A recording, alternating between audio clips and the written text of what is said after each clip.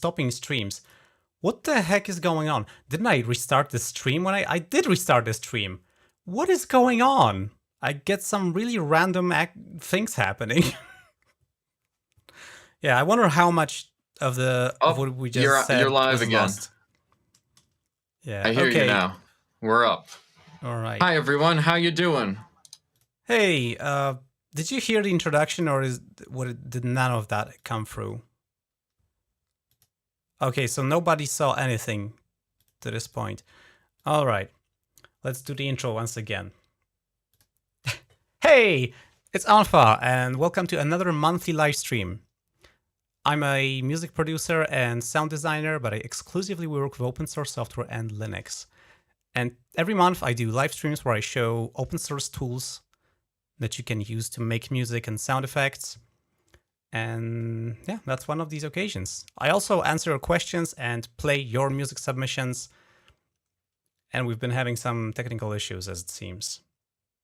Please welcome John the Bard, who always turns pure green when I switch scenes. I don't know what this is, but it's kind of hard to believe that this is happening for everyone using OBS. Because, like, there's a lot of people using OBS and Video Ninja. It was called OBS Ninja at first. So, what the heck? I don't know. Oh, well, yeah. I guess blame Arch. So, hi everyone, I'm John the Bard. I make music, and recently I've been making some tutorials over on Odysee. You can find my VCV rank stuff and then some Cardinal tutorials there, with more to come. Yeah, nice. YouTube says no data. I don't believe it, but maybe the live stream just stopped it now again. Yeah, this is I've had this mic, if they can still hear me. Okay, now I've had this mic for a while, but usually people are around, so the condenser picks up a lot more of the house. But yeah, I'm using it today. So hopefully I don't, well, I already don't have to in order to talk to you guys, so. Yeah. All right, perfect. Yeah, they can still hear us. Yeah, I think that's really nice. Cool. Alrighty. So my idea for today's stream came from yesterday from an exchange in my community chat, where a member of the community said that they get stuck, they make a loop, and then they have no idea how to like expand that into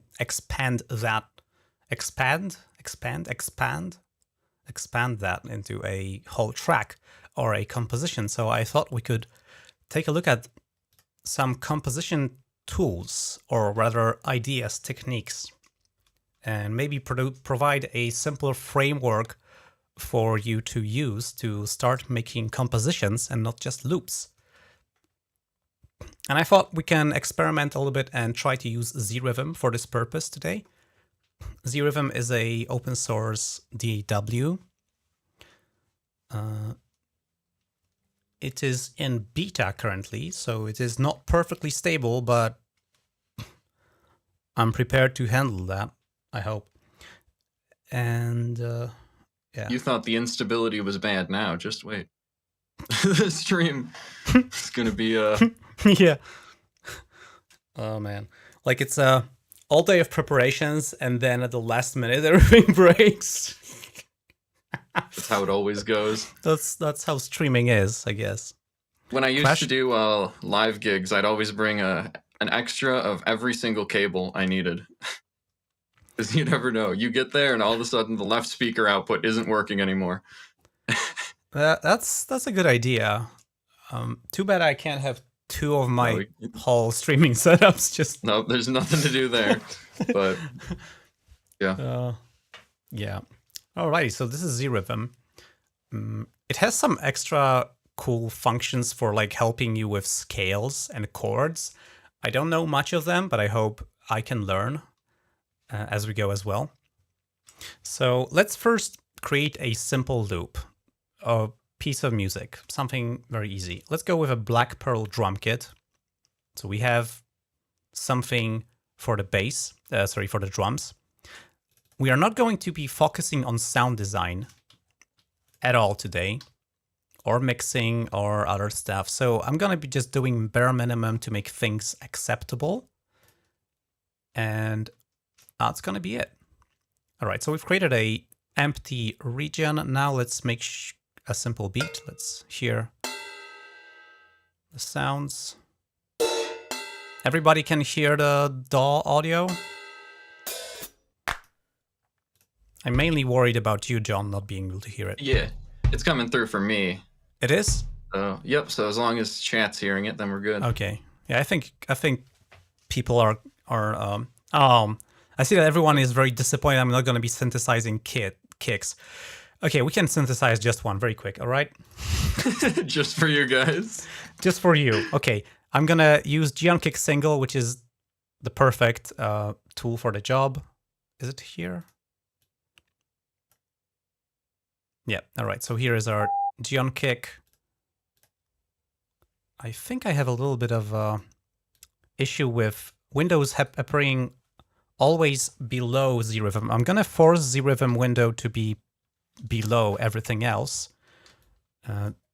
That's possible if you're using KDE Plasma, not really possible with other things. At least I don't know how. So here's Geonkick. Let's make a very quick kick drum. So you have an oscillator, sine wave oscillator. Let's enable frequency envelope. Make the top frequency a little bit higher. 2.5K is good. Now let's make a very sharp ramp down and make it go. And now everything is really in this shape. The envelope.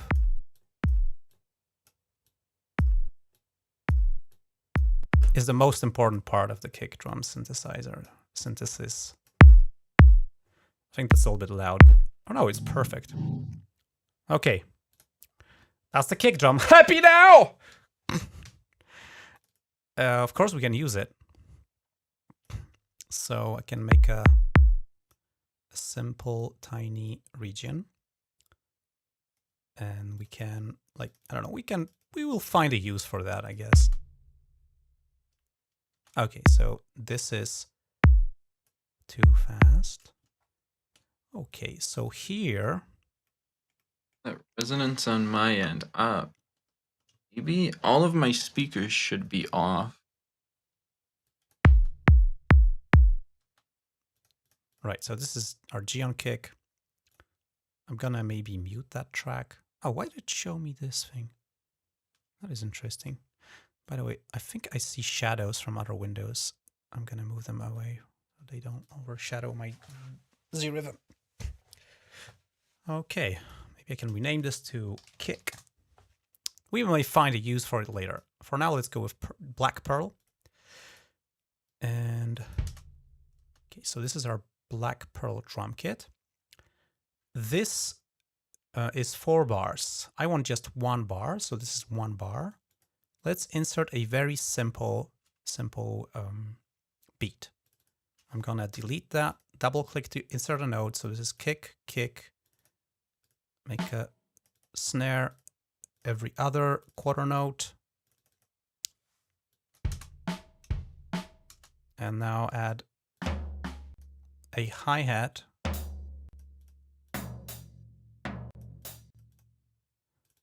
Maybe like that.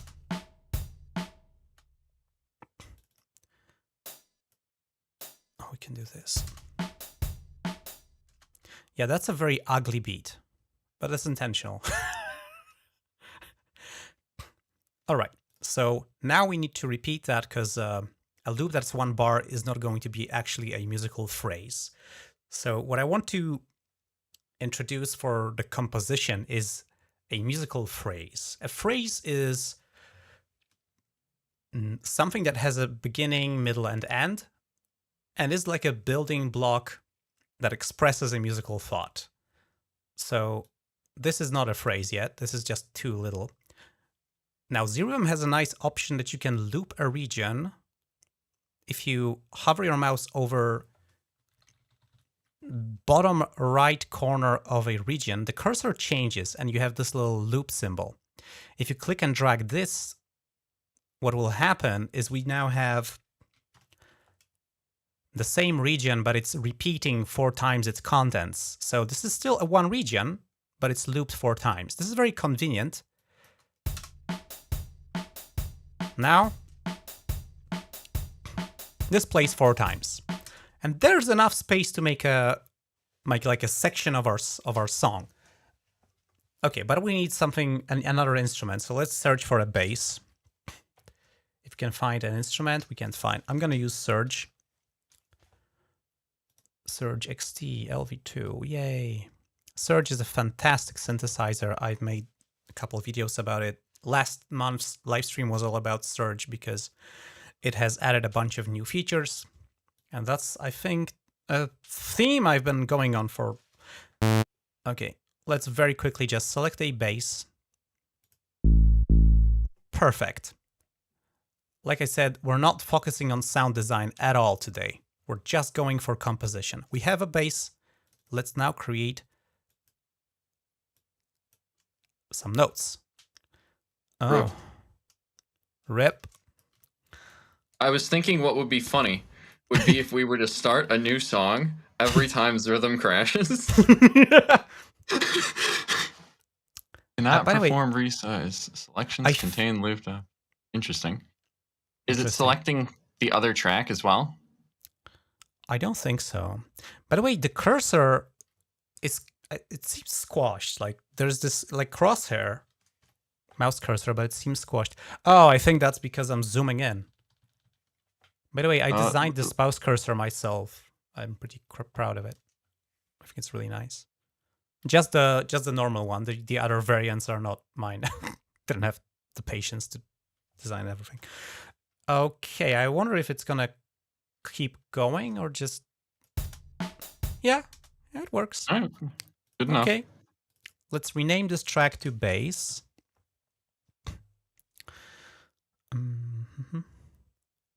I wonder if I can hide some tracks. I'm gonna hide the chords track. I'm gonna hide the Can I hide the master track? Hiding. Okay, maybe. Oh yeah, awesome. I can filter and show just instrument tracks. That's great.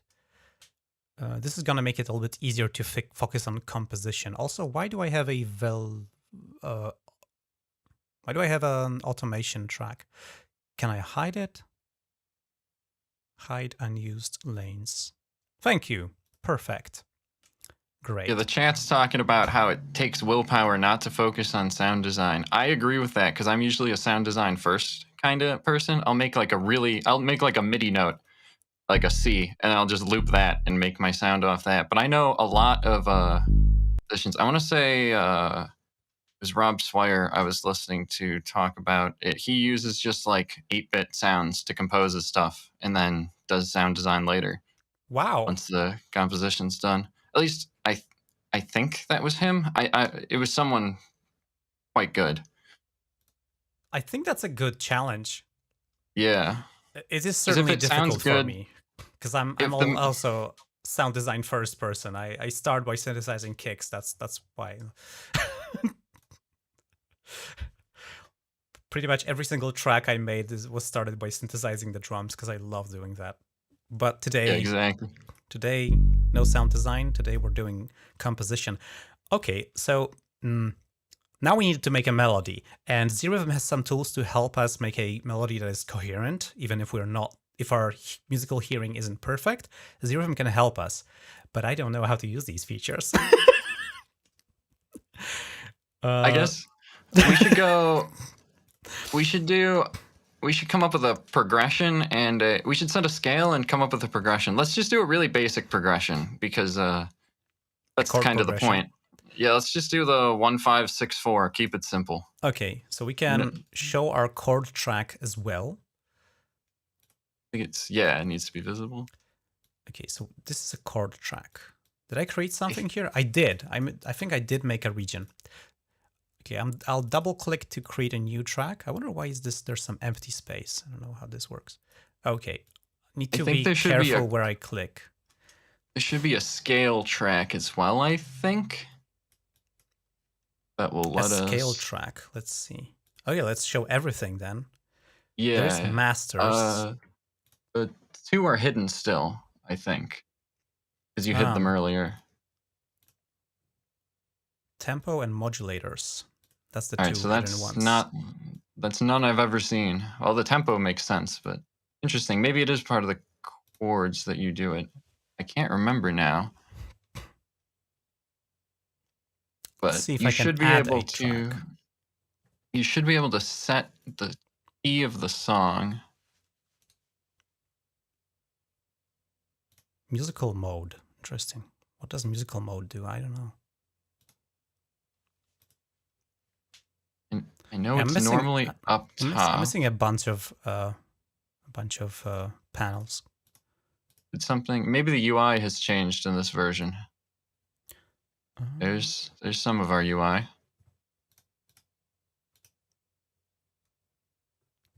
Four chord song. I think there are chord progressions in here. Let's just. Oh, perfect. I don't know. Try and. That's probably the chord progression I'm talking about. If I were to place my money. Oh, I see. I can preview the chord progression, but I need to select an It's instrument. playing the drums. Yeah. So it was playing the chord progression on the drum kit. Oh, good. That's hilarious. I think I need a different instrument, though, something melodic, because the bass isn't probably going to be good. We can go with a super simple sine that's just a little bit. And I will say, I personally find it easier to know the chords before I write a bass line, but you can write a bass line and build chords around it. I've done that before as well. What about a band pass? No, must resist urge to. Here, load some. Is there a preset like pad we could use? For sure. Let's check the chords. Oh yeah, just to hear the sound. That's a good this? idea. Okay, that doesn't seem to. Still playing the drum. How do I? Whoa. What is that? Oh, I think we had select what plugin it uses. Oh, okay. Organ? Oh, but what? Yes. Huh.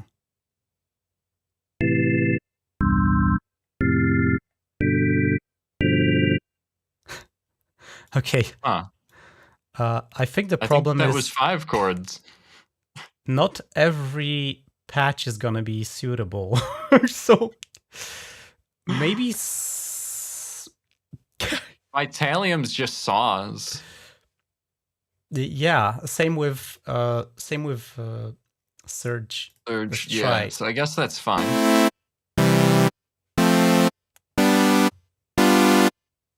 There are 5 chords. Am I using? Yeah, it was a 4-chord song, but it was 5 chords at least, unless one of them is inverted or something. Here, let's just load. How do I use that? Let's just go to the chord track. Yeah, Double can you drag click? it onto the chord track? It doesn't seem so. All right. Oh wait, there's direct output to track. Oh, that's Okay. interesting. So we can output the chords as we. Yeah, there we go.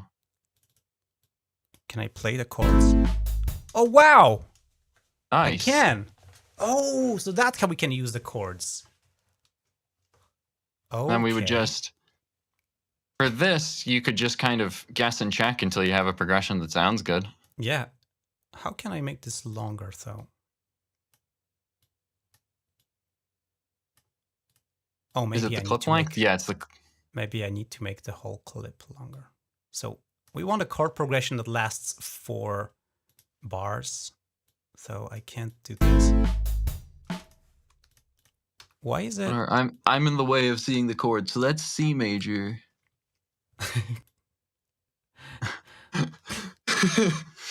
Okay. Let's do that. Oh, where do I need to sit? There we go. All right. So we have A minor, C major. All right. So we can configure these because we can like slide them up and down. Okay. So these don't really have time. They are just like markers. Let's see what happens if we just have 4 chords like that. Okay, and we can see that our markers show here A minor, C major, Okay, that's let's maybe go for something more just C major, not something more funky. C major, F major, A minor. And now let's go maybe to this track. Highlight scale. Oh, that's the thing. That'll highlight. Yeah, but we haven't set a chord. scale yet. The highlight scale and highlight chord would be beautiful if we could set our scale. Alrighty, so the chord helps though, because that'll highlight our A major we can see, and then I think it's highlighting chords we aren't using as well. So the purple appears to be not in the chord.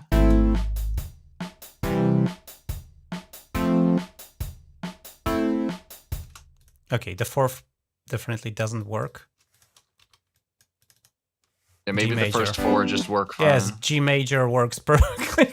All right, that's fine. You want the simplest song? Just use the 4 chords in order. Yeah, I think that's... Well, this is a minor scale if we're starting on A, so that's... How do we change the scale that this is in, though? Okay, we have a list of chords. Nice. There must be a way to change the scale. And also, like, the scale should be possible to change mid-song. Like, you shouldn't be... Yeah. You have to be constrained to one scale for entire I've definitely used... Maybe it goes on the master. I definitely know that it goes somewhere up top near the chords. The track just appears to be not there. Oh, what's that? What is this? What am I doing? I think you can drop a chord into track. Oh. Yeah, oh, I can drop a chord. That's nice. Oh, all right. That's interesting. So, A minor, C major, F major, G major. Sorry, A minor. I don't know why spacebar triggers the last thing I pressed instead of play. Oh, wait a minute. I'm playing this on my bass. That's bad. And I think we're still sending the chords from the top track to them.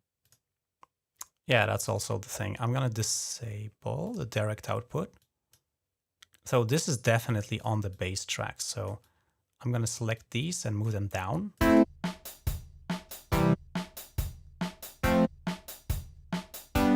Perfect. Now we just need to stretch them out so they last the entire... Where are the notes? There are the notes. Okay, and you can see that the notes are... on the... Yeah, there should be a key somewhere we can set common to everything. If you know where it is, please let us know. Yeah. Although right now, I believe blue are notes in the chord up top, and I think this is the root note. No, this is the root. Yeah, you're right. You're right. That's the root note, and purple's, yeah. Okay, so that makes sense. It tells us that we can... This is very nice because you can mess around with... Can I... Yeah. It shows you the inversions, really. Yeah, for example, you can move the purple notes in different purples, like slots, and this will still work in the same harmonic way, but give you some variation. Like, it still has the same harmonic quality to it, so it's differently arranged. And this is called chord inversions. It can really help with another concept called voice leading, which is trying to keep notes from moving too far at one time. It makes it less jarring. Or you could make it more jarring, moving notes very far. But for a lot of electronic music, we kind of want smoother chord progressions. So it helps to maybe move a note up or down an octave to put it closer to... we'll see as we go through this how it works out. I wonder if I can combine multiple MIDI regions into one. There's something called create object. I don't know what that means. Let's click it. Or maybe I'll save first. Yeah, good idea. Oh, there's an object. I think that creates a new region. Yeah. Okay. I would like a way to merge them all. I mean, I can probably just cut the notes and paste them into this. Well, it should tell us our scale as we move along the timeline. Or our chord progression as we move along the timeline. So it should be trivial to write them in. Oh, right. Okay, let's do that. All right, let's delete that stuff. Will it though? Yes, it does. Look at this. Yeah, look at that. That's Perfect. amazing. So first bar is A minor. That's great. Our chord is A minor. Second bar is G major. And you can see that this chord is lower. So we want to move it closer together to this first one. And let's see if there is a hotkey to... Yeah, Control up and down will move the selected notes up and down by octaves. And now is the voice leading that John mentioned. You can see these two notes are identical, but this one is different. And it's a jarring jump because it seems like you've taken this note and moved it here. But we can just move it down here, and it's also on the same G note as it was here, so it's gonna work the same way harmonically, but it's going to be much less jarring to listen to and also way easier to play on a keyboard if you're trying to make something physically playable. This also makes it easier for musicians to perform. I guess at least on piano. Right?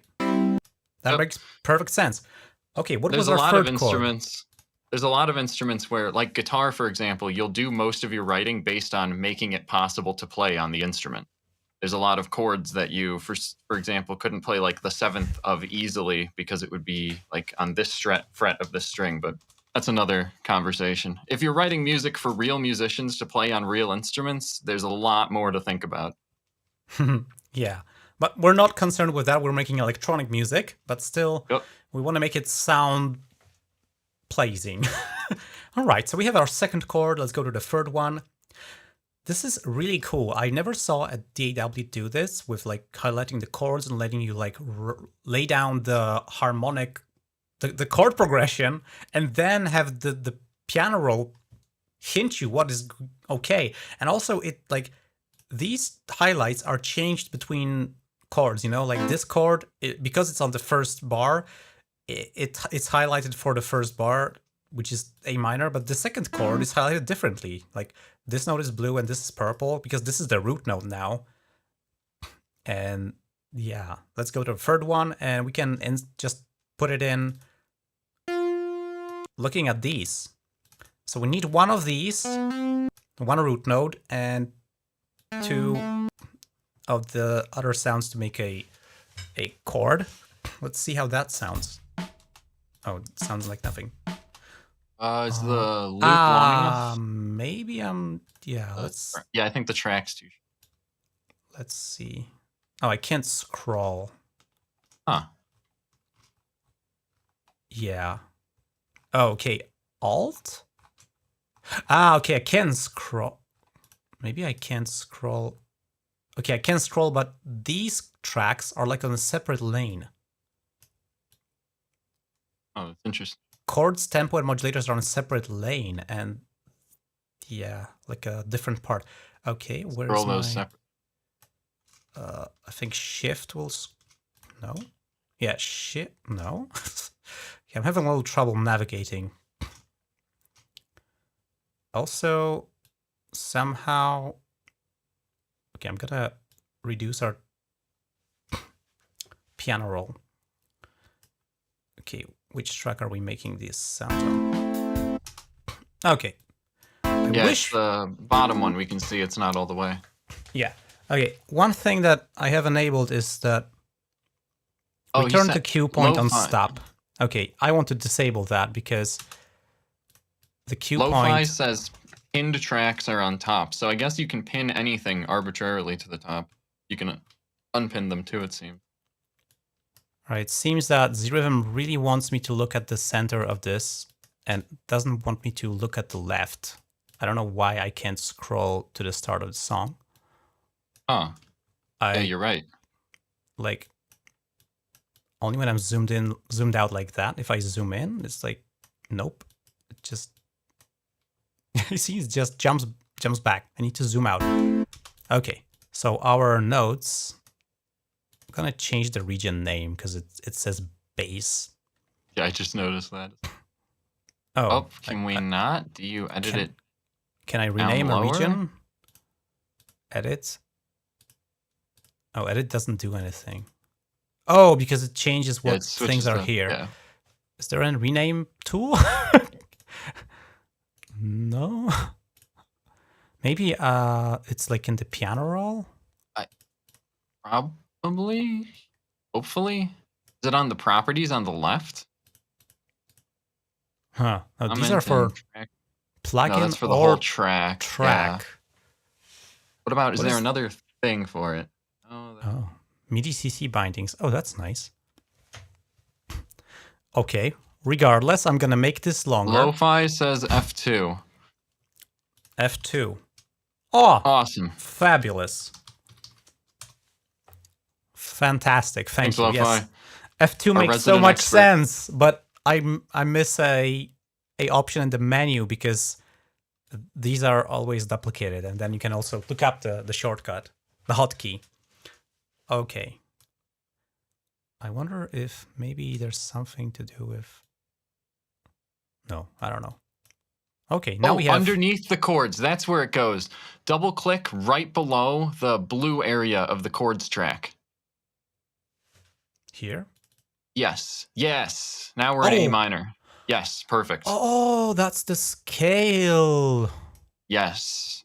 And you can Oh, we double click change it? that. And then we can make can- chord changes. All right. Aeolian is just, I think that's A minor. Is that different? It should be all the white notes starting on A. I guess it's different from minor because minor's over there. We can highlight the... I wonder if you can highlight both chords.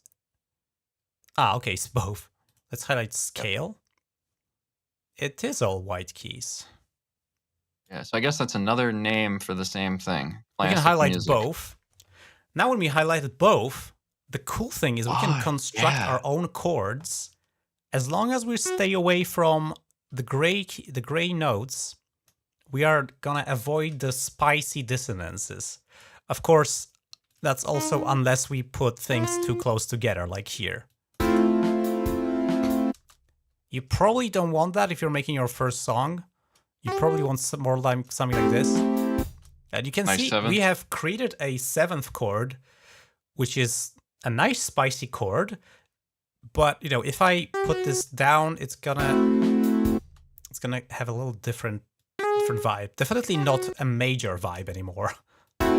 Like it's an ambivalent. It's neither major or minor. It's like, Yeah, I'm Let's no go theory higher. expert, but yeah, that sounds those are dramatic, very dramatic. So in our Aeolian scale, if we just stay away from the notes outside of the scale, you can pretty much make up your own chords and don't even think about what their names are. And this is what I usually do, but just by ear. Like and my it's worth ear tells mentioning. me what works and what doesn't, and I just try and seek. It's worth mentioning really fast how these scales are built. So if we look at the highlighting of the first chord, we can see the A, our root. If we consider that 1 and we jump what's called steps, being whole and half steps, to build a natural minor, which is what this is, according to that, you go whole step, half step, whole step, half step, whole step, whole step. Yep. Right. And you can do that from any key or any note, and you'll build a minor scale, which will sound relatively the same. If you build the same chords based on the minor scales, there's probably there's like a million scales. I don't know. If you use the same notes relative to the root note of the scale to build chords in different scales, it'll sound very similar. It's an interesting trait of modern music, but it lets us basically move this progression anywhere to any key. We could move it to G minor, for example, just by scooting it up and down, and it'll sound fundamentally the same. Just you can go a little bit to G Aeolian, right? Yep. And if we shift our chords, I wonder how we can shift our chords so much. I think there's a way to. I think Alex mentioned there's a way to do. Let me look at really fast. Because if we could Alex like mentioned. Way to scoot. Keep offset. What is that? Oh yeah, he also wants us to mention the change to the behavior of the Zrythm trial. Ah, right. That's what I showed in the beginning, but it seems like that didn't quite work out. So, yeah, let me read that out. So, Zrythm demo policy has changed, and it's more relaxed now. So earlier, there was a limitation on, like, I think you couldn't save and load your projects in Zrythm. Now, the only limitation, as it seems, is you can have a maximum of 25 tracks, but you can save, load, and export. So we can pretty much make entire compositions in the demo version of, trial version of Zrythm. And if you want to make more complex things, then you will either need to compile it from source code, because it's free software. Free meaning freedom.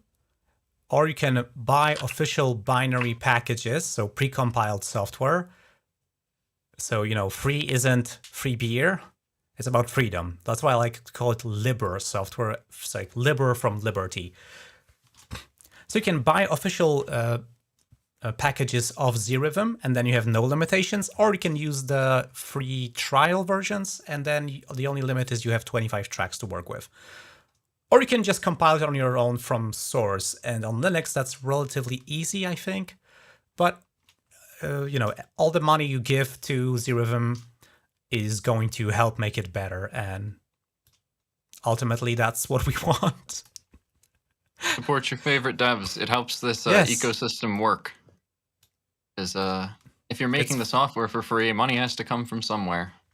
Yeah, and it's hard to, like, you know, dedicate your your limited time and resources and energy to doing something just for passion. Like, at some point you just probably will have to move on to something different if it consumes too much resources and you have nothing, like, you don't get anything back from it.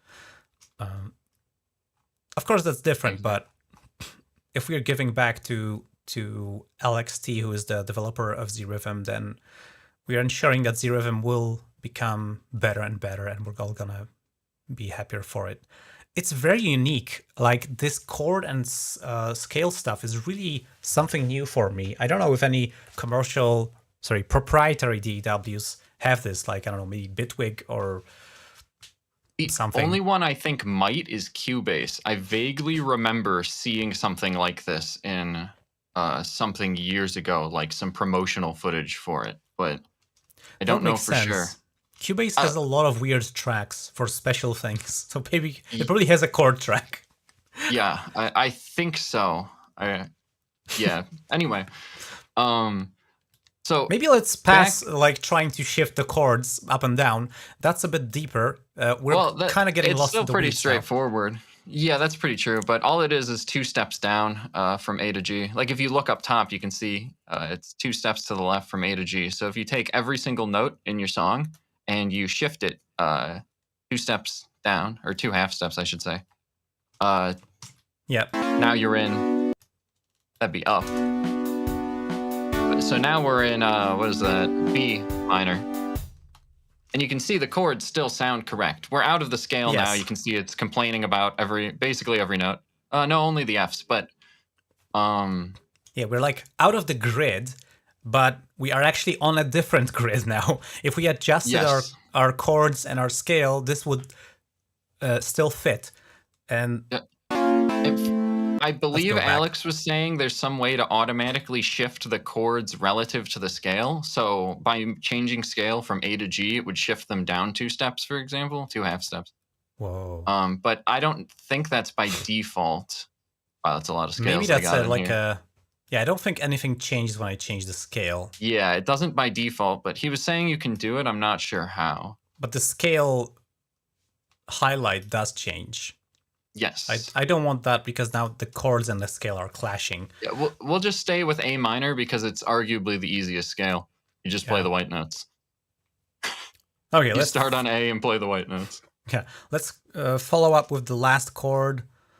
We had A minor, C major, F major, G major. So we want a G note as our foundation, our root. So here is a G. And now we just go with 2 steps up, but we need the bright pink because these are from the scale.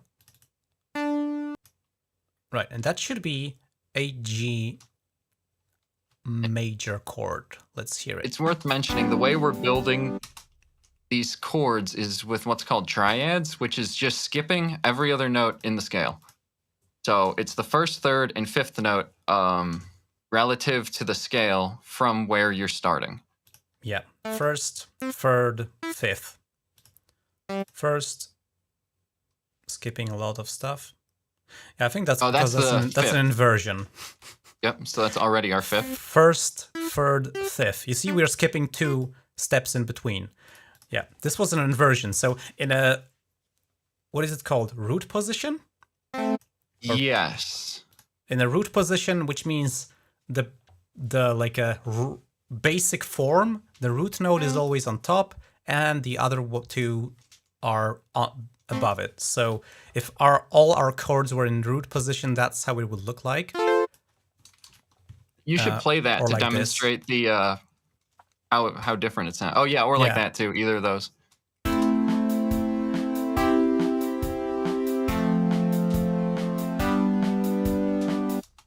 Right? That kind of makes a lot of sense because we have moving up, jumping down, moving up. So it's like we have a phrase where there is upwards motion and a downwards jump, which is, I think it's a really nice flow.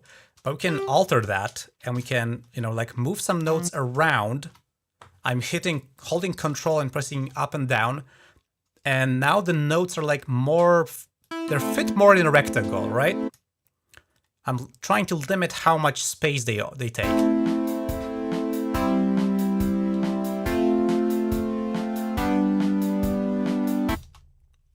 It's the same 4 chords, but with different inversions. And that's also a really good, fine tool to introduce some variation in your music, because you can take the same chords and just flip up and down some notes, move them about an octave up and down, making inversions. And it's gonna sound different, and it's gonna be refreshing, even if it's the same chords. Okay, we have a first chord progression. I think it would be nice if we maybe made the synthesizer just like decay so they don't like stay on all the time. Yeah, we could check some presets and see if there's a decent. Oh yeah. Not bad.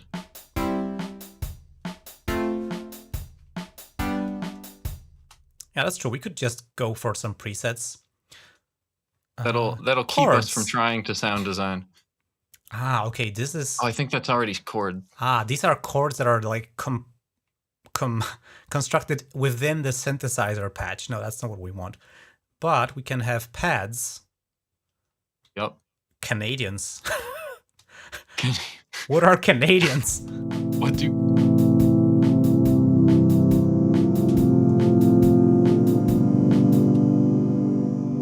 Okay, the problem here is that we have a very long release and very long attack. Canadians love release, I guess. If I make this also a little bit an octave higher, let's see. I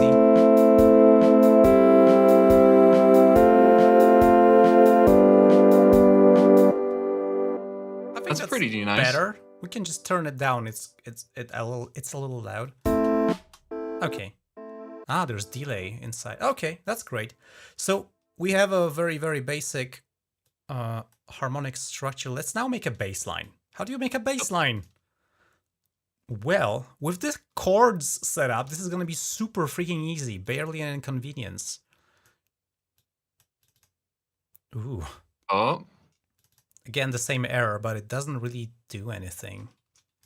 So. My favorite kind of error. Yeah. We can actually turn off our scale highlights. So just highlight chords. And this is going to make it even easier to write our bass line. The good idea is to start at least the first bar of the progression at the root note. So it's clear to the listener, oh, we are playing the same chord. All right. And now we can just have fun. We can make a so-called walking bass line. This is used in jazz, and the simple idea is that you just play a note at regular time intervals. So now it's going to be, I think this is quarter notes. You can just go up and down. Yeah. So that's our one chord, right? We just go up and down. Let's do the same in the second chord. 1, 2, 3, 4. Right? Let's go for the next one. Let's go lower this time. And the last chord. Oh, wrong note. Yeah, it's awesome. If you hold, Zrythm will highlight the keys here. It's really so well made. Wow, I'm surprised. Okay, now let's hear this.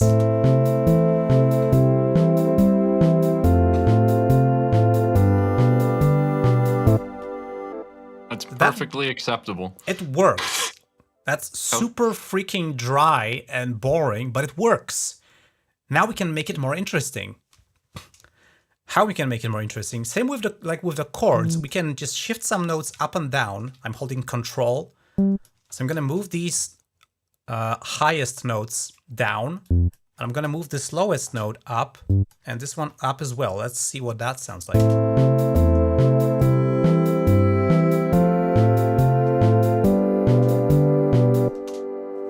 Totally different bass line.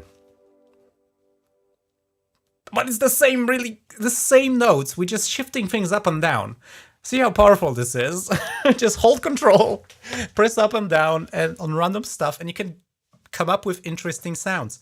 Of course, we don't have to like follow the chords exactly. We can like just go freestyle and move things around. As long as they sit on the... As long as they sit, I should have moved my playhead to check if the chord I'm touching is okay. As long as they sit on the highlighted chords, we're good.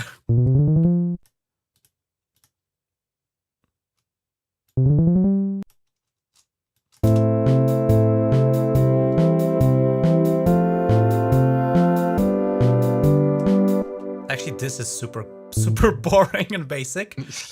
It's pretty psytrancey. Not quite octaves, but... Let's move these two up and down, and... Yeah, we're not really playing the triad, so we're missing out on some extra juice. Let's move our... And yeah, we're not playing this note. That should be a little bit more interesting. I can also switch these around. Oh, yeah. Gotta keep my playhead so Zrythm knows which chord am I working inside.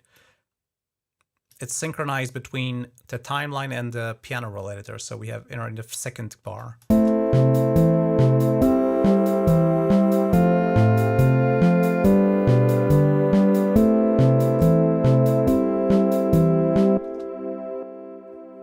Yeah, it's pretty cool. We could I don't know move if some it's things. just growing on me, but it's oddly pleasant. It's oddly pleasant. It's also like... It's pretty boring, but it is pleasant. Yeah.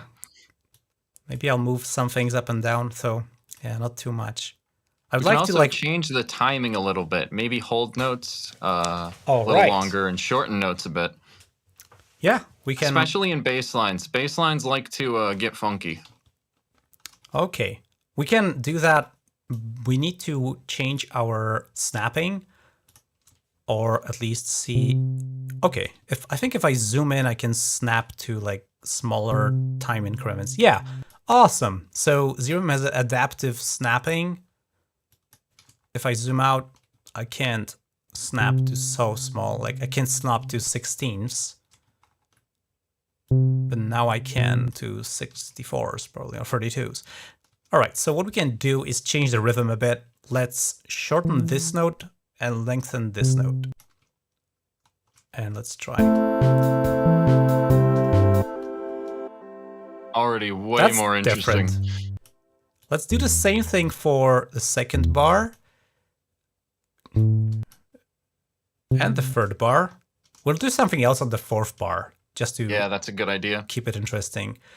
Also, a really cool thing is you can slice notes and like move them in octaves. For example, here we have the same note. So I wonder if there's a slicing tool. Can I cut a note in half?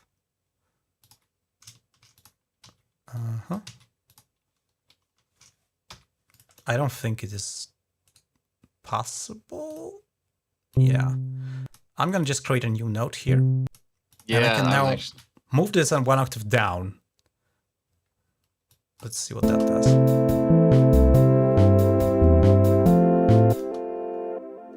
That thing really adds a lot of interestingness. Like lots of... It starts to be actually somewhat engaging. The sound design is super bland, but we're not worried about this right now. Alrighty, let's see the second one. Maybe here, I'm gonna roll back this change. Yeah. Doing the same thing 3 times in a row gets boring. So let's mix it up on the third bar. I think we could make these notes go faster. Maybe extend this note.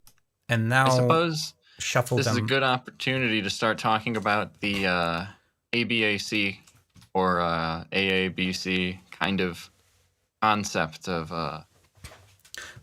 writing, of having an A section, a B section, a C section, or even just an A and B section, having different concepts, right? So our idea here is these patterns, right? Of the dun, dun, da, da, da, dun, dun. So that would be our A and B section, for example, that rhythm. We can reuse the first rhythm in the third bar to go ABA without using the same notes, which are a different chord.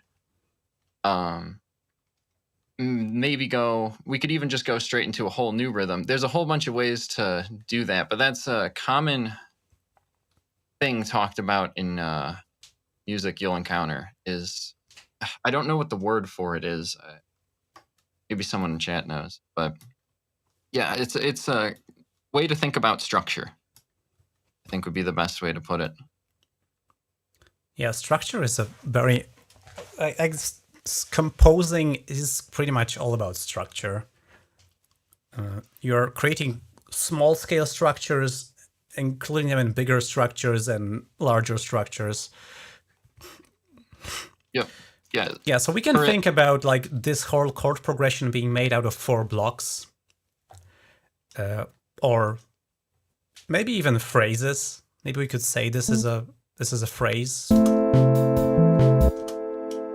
That's alone. So we're like combining 4 phrases. We could also think about this as a whole as one phrase. Let's see. I think usually you think of everything as in a lot of ways during the songwriting process. Like for a moment, this may be your first little bit of this bass line, maybe the phrase you're thinking of. But once you've completed this section of your, right now it's, I believe, A, B, C, D. I think it's just... Yeah, everyone is unique. A, B, C, D. Yep. Let's see. So, A, B, C. Or A, C, F, G. Yeah, right. But as...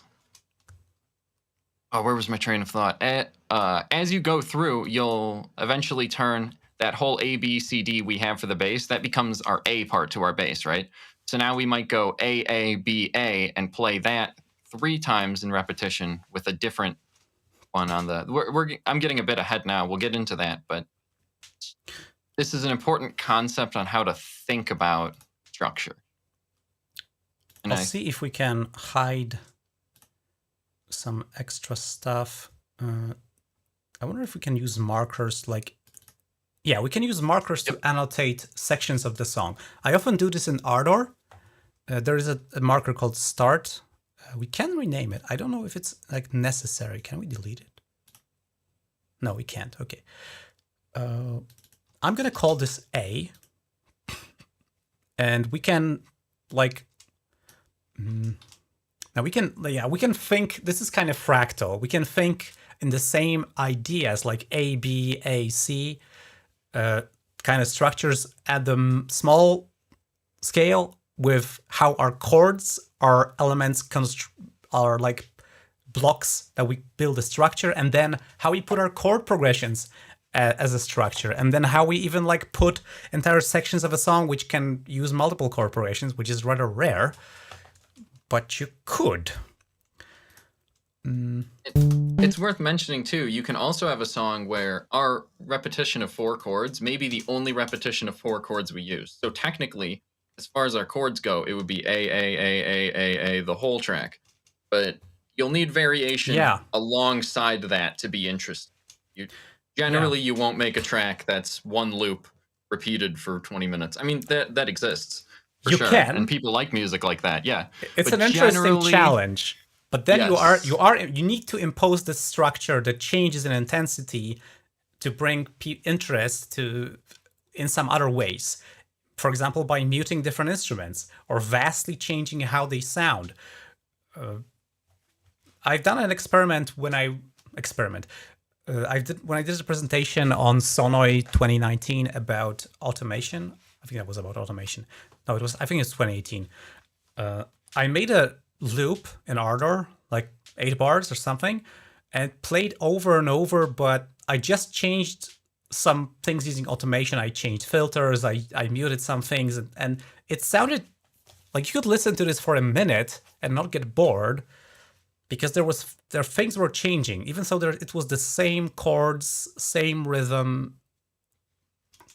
But yeah, I've noticed this a lot in rack projects.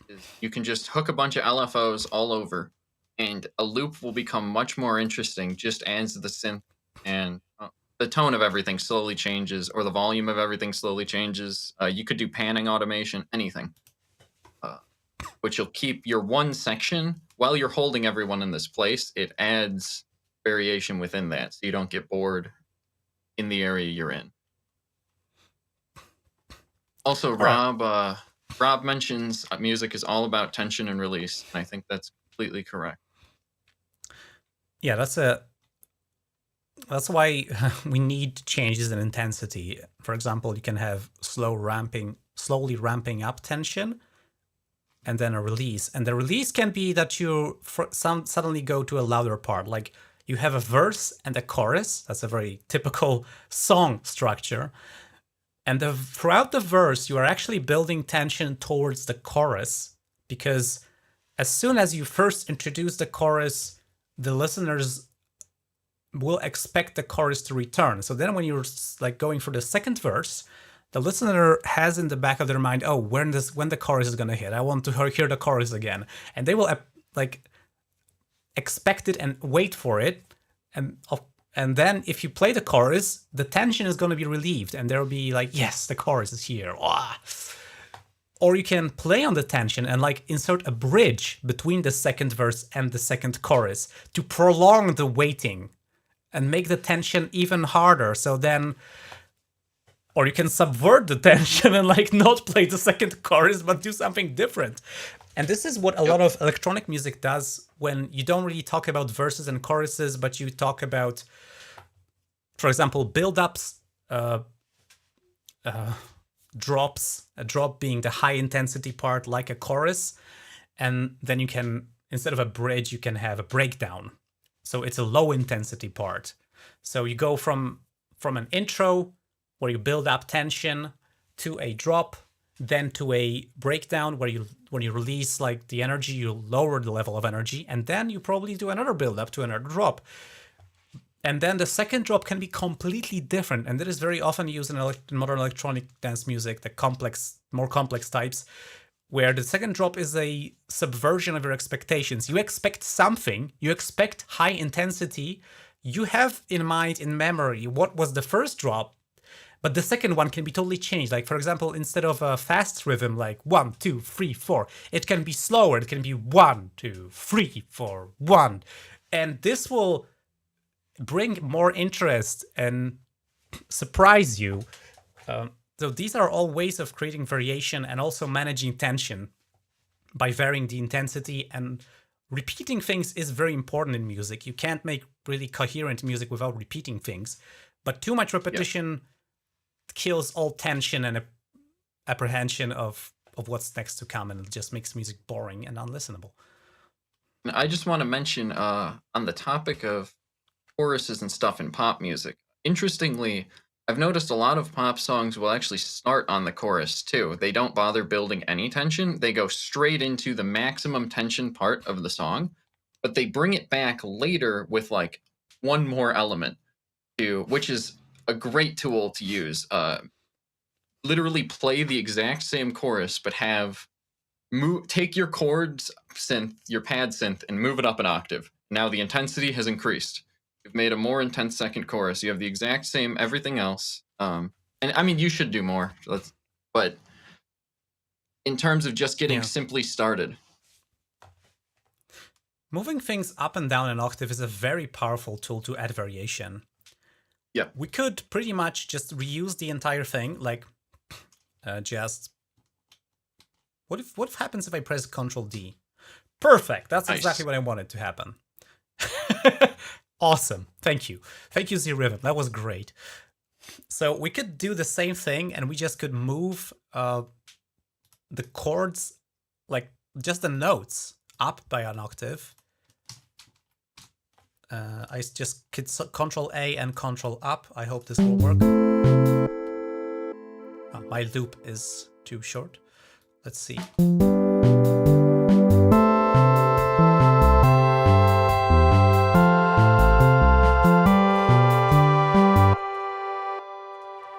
Yeah, they're mentioning, Chance mentioning key changes from parallel majors to minors.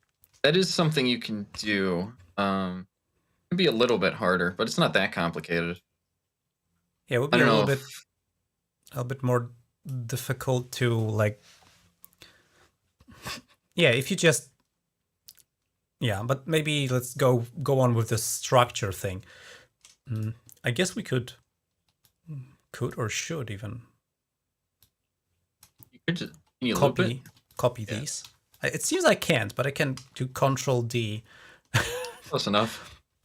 We'll take it. Can I copy my scale? I can, but Ctrl D doesn't move it forward because it doesn't have any length. That makes sense. This is just a marker of a position. It's like it just marks the start point, doesn't mark the end point, because you always have to have some scale, I guess.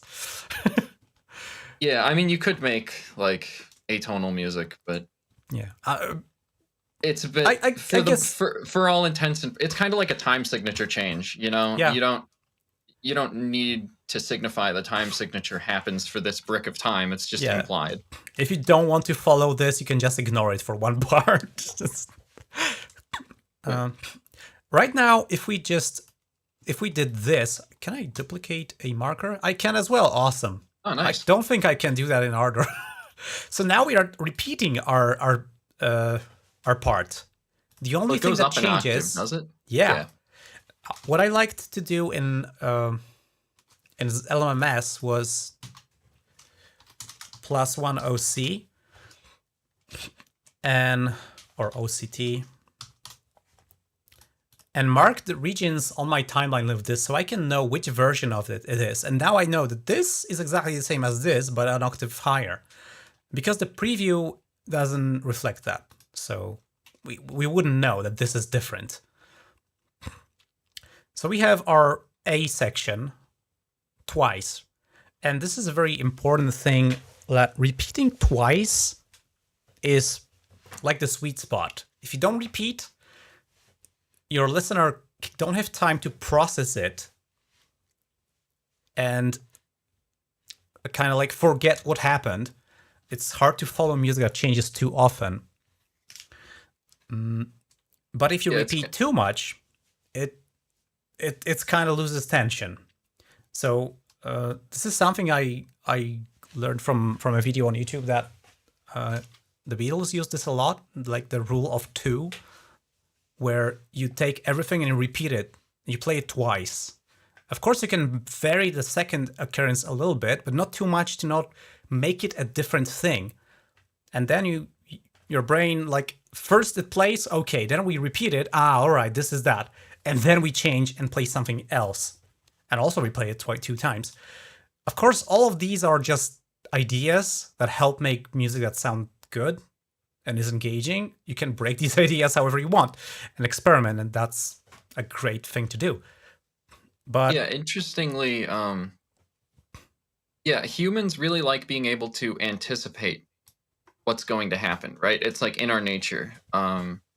You want to, I imagine it's from like hunting animals in the wild or something, being able to predict their next move. But we really enjoy being able to anticipate something and being right, you know? And we also like being wrong sometimes too. That's where the subverting expectations comes in. But it's a big deal to be, it's why you like a song so much, why you'll listen to it 10,000 times. You know, you've heard the song already, you know exactly what's going to happen, but you still want to hear it, right? And that's a big part of why. So while you want to subvert the listener's expectations and give them a new experience, you don't want it to be something they're completely unprepared for, right? Like that's absolutely alien to them. You of can course, do that, but nothing will stop you. But it your may not average work listener, great. Yeah, your average listener will be caught off guard. There are plenty of people who like very complicated music. Or very So it depends strange. your target audience. Yes. Or very strange music. You can also think that doing something completely unexpected, so-called non sequitur, that's from late Latin, I think, is, to me, it's funny. And yes. For example, imagine like we're going from Up muted. And then it's suddenly trance music. Like it would be jarring, but if done skillfully, it would be funny. Or could be funny. Which is kind of the whole thing I think dubstep was going for in the like 2008 to 2012 era, is set up this kind of expectation with the intro and then throw it out the window with huge bass music out of nowhere. There's like snare fill over your nice melody into big like brah noises. Extremely obnoxious noises. Yeah, that's like exactly the second wave dubstep, the US way of dubstep. Because dubstep started in the UK, and people from the UK were very mad that the word dubstep is now associated with what totally is completely different from what they call dubstep. So yeah, I call it bro step for the most part. Also, people call it bro step to differentiate it. And I think some treat it as a derogatory term. But I don't know. I mean, I make it myself, so I mean, there's only so much. Either I'm I love degrading making myself. Bro stuff. So, yeah, it's a blast. So, actually, we could use this kick here. Legit replace our drum part with this. So let's now make a B section. And I think for starters, if you want to start make a song, it's good to come up with two loops that complete each other, that counteract, work differently, but work good together when you play one after the other. If you have two loops, then you have probably enough material to construct an entire song out of it, with just a little bit of work, like muting some parts, shifting some parts by octaves up and down, and you can like get by, make an entire composition with just material for two loops. But they need to be a little bit different, probably, hopefully quite different. So let's come up maybe with a different chord progression now. Also, we don't have to follow the one chord, one bar. We can do something else. So 4 chord progressions is like the most common thing. But we could extend it. We could like make a section have chords play over 2 bars, or first chord play over 2 bars, the next chord play over 1 bar, and 2 chords play over half a bar. How do we counter A minor, C major, F major, G major?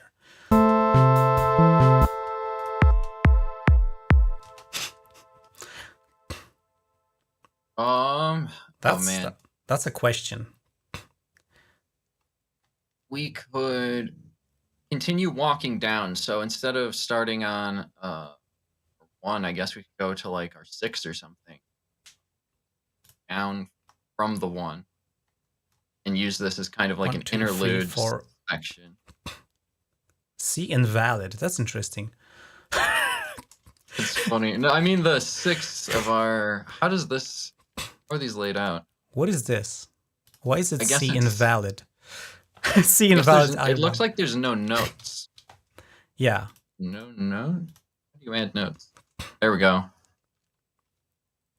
Oh. Okay, circle of fifths is coming. Custom is coming as well. Diatonic is there, I guess. Oh, or is it? That's perfect. That should be everything we need. So we want. That's the 5th. We can start on the 5th. Whatever. I don't know if it works though. Did I select a chord? I don't want to touch the first 4 chords we have because we're using them. Because I wonder if we change this, does it change? Yeah, it changes everywhere. Of course, it doesn't. It's not going to transpose our notes. At least not yet. It could do that though.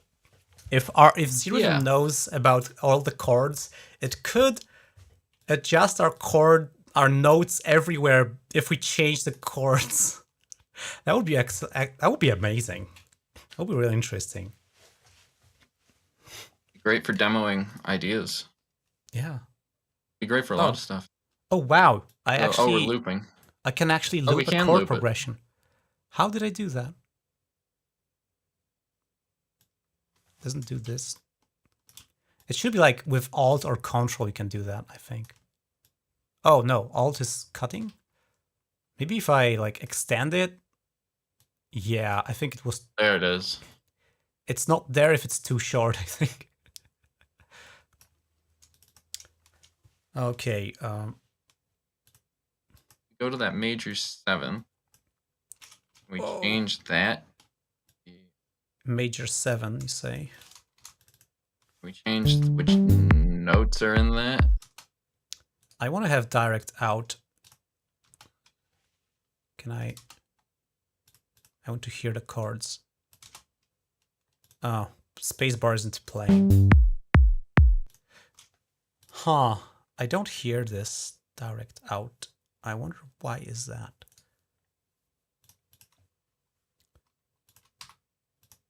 Maybe I need to enable arm. No?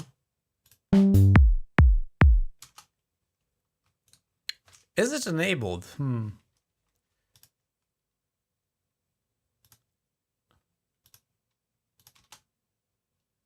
Oh. Okay, now it plays. Interesting. Yeah, I think there's a toggle for enable disable. I don't think it disconnects. Yeah. Yeah, okay. This doesn't, I guess it would be nice to see a highlight of what is actually active, if it's disabled or which one of these is connected. All right, we have a chord. Oh yeah, we could try the, Lo-Fi says we should try the chord pad. That's a good idea. Ah, the chord pad. This thing? Yeah, we can just play, we can play around and see how it sounds. That'd be a pretty straightforward way to do it.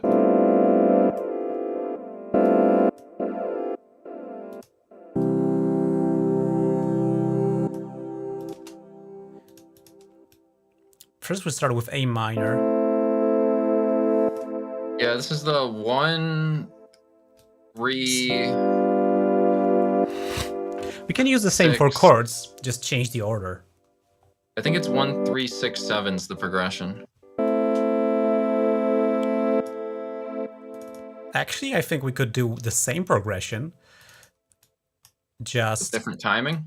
Different timing and different notes.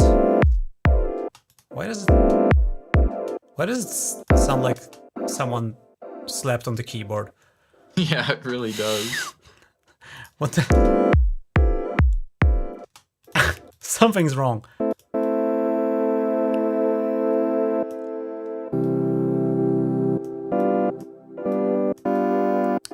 I think we could go.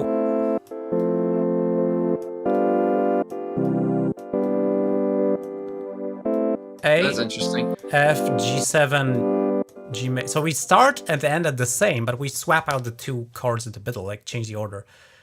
And the interesting thing is that that major seventh actually has 4 notes to it instead of 3 in the triad. A seventh is literally, so we talked about building the triad by taking the first, third, and fifth note. A major triad includes the seventh, or the seventh includes the seventh of the triad. You just put it up there. This is why it sounded like someone slept on the keyboard. That's funny. Because I had the G major 7 underneath, so that pretty much like, you know, that sounds like that. That's funny. All right, so what do we want is G major 7 like to be next to the final, and G major be the final chord. Right, and then we're gonna use F major, I think. Yeah.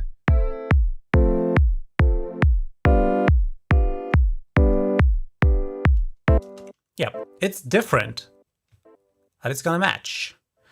Not sure about this gag. Yeah. Maybe we can use a hi-hat from the drum kit. I'm using Control Drag to duplicate, by the way. That's super nice because it works the same way in Ardor. I like the scale highlighting in the drum kit. Oh, interesting. Don't want to play a mistuned hi-hat. I can add a little bit of variation with create accents, so make some notes louder. Isn't there a MIDI randomization too? Oh, there's 2 notes there. Oh yeah, 2 notes are not gonna be good.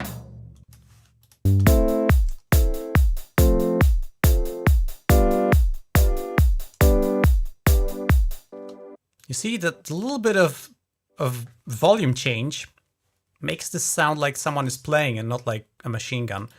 Let's compare it to how it would sound if all of them have the same velocity. I wish I could draw. You just smash them into the top. Highlight all and just smash them up top. I wish I could like draw. Maybe I can. Yeah.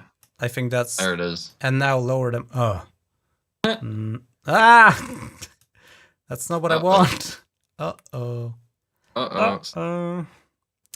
Is there a way to change this now? I don't know. Arrow Velocity. keys? Oh, we can select it and maybe we can. Oh, I think that's the draw velocity. You create a note. Oh, whoopsies. Okay. So machine gun hi-hat sounds like this.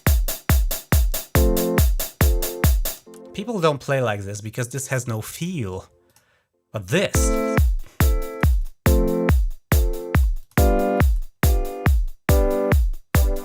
This has feel. Or feel. And we can even make a variation, which is another tool. And I'm going to copy this here so I can shorten the looping. And now we have like a single one that's going to be different. We can even shoot. Ah! Don't worry, that Tom's in key. Never fear. Never fear, it's on the root now. Ah, right. We have an open-ish hi-hat here, so we can go. Right? Nice. Now we have a variation. Let's copy this here as well. And let's listen.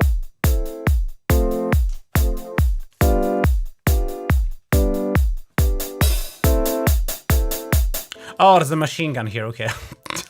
Forgot to replace that. Okay, you get the idea. Now we need to. We can hear how quick that just killed the feel. Yeah. The whole feel of that section disappeared as soon as the hats were just. Yeah. Of course, that doesn't apply to all music. Like Psytrance gets away with a kick and bass. It sounds like a machine. Yep. And it kind of works because it sounds like a machine. It's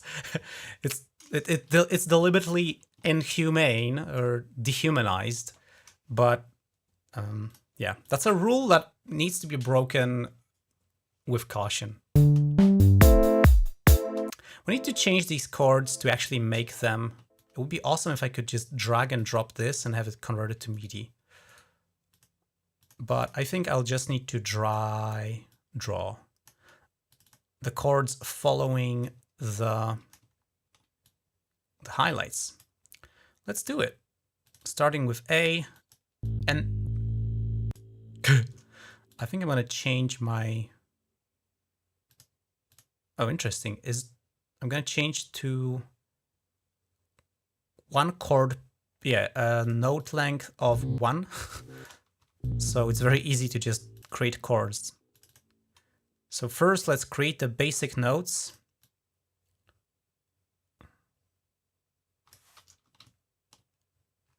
Okay.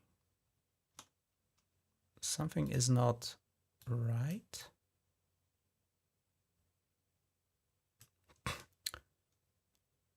Chord correct? I don't think Should be, but- F major and then A minor have the same root note, so something isn't right. Yeah, I think Zrythm keeps highlighting this chord, even so, because I'm on the line between bars, but I think it should already go to the next one. So unfortunately, my snapping screwed me over in this place because I need to move in the middle. Yeah. Okay. Also, another thing is I can just duplicate this and I don't have to create the notes anymore. I can just move them around. All right. That works as well. Why is das highlighted? It shouldn't highlight this. Highlighting. I guess it's a bug with the timing at the start of the line.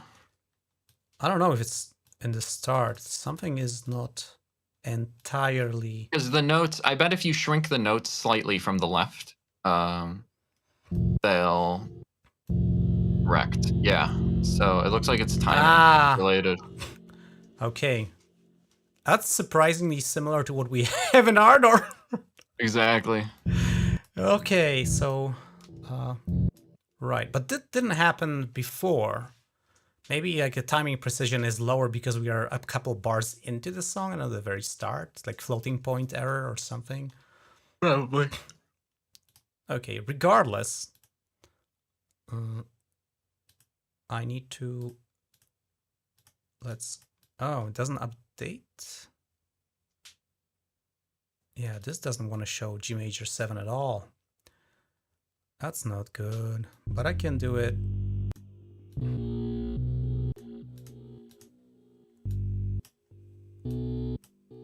Wait, is this bass? What am I doing? Is this bass? Oh, I'm lost. No, this is chords. They just really low? Yeah. Yeah, they're just really low. I'm gonna Control A, Control up. Oh, I'm gonna mute this chord track so it doesn't play.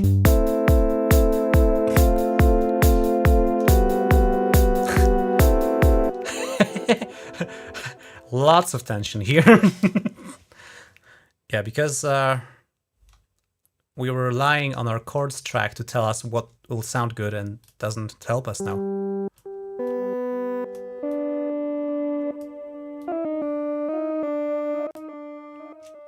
Now we have a fourth. Sorry, we have a 7th chord, so we need a 4th. Not sure that's gonna.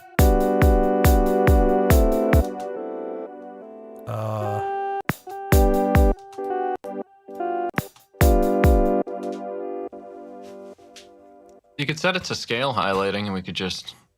Oh yeah, let's do that. Make it easier to just see what's going on.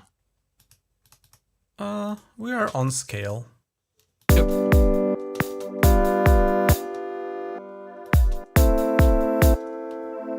Is this G major?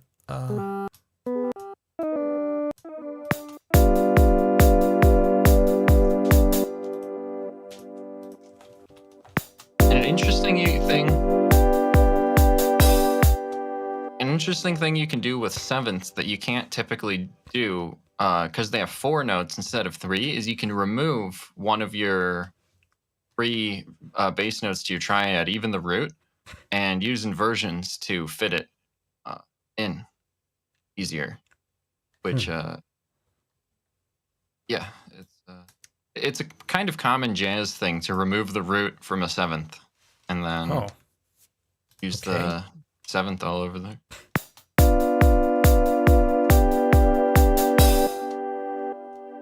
Which does technically make it it makes it into the relative. I like that. Yeah, I think you can like crossover between chords, like make something that has like a couple sounds in common, and then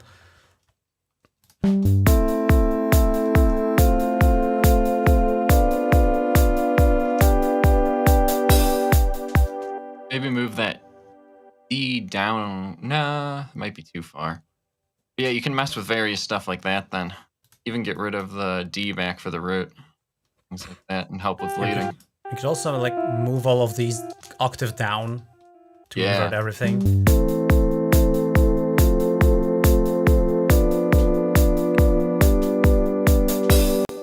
Oh, that sounds like it's going up and up. We could actually copy this and make it different for the second part, like use an inversion to make it feel like it's still going up.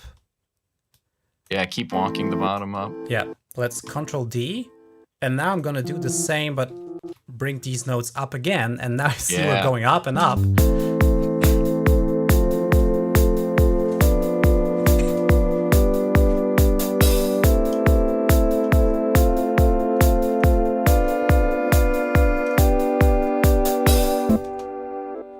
Yeah. We have another part.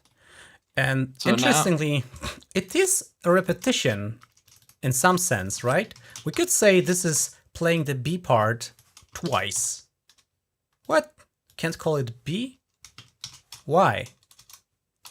Okay, just duplicating the other, I guess. Yeah. Whoa! What just...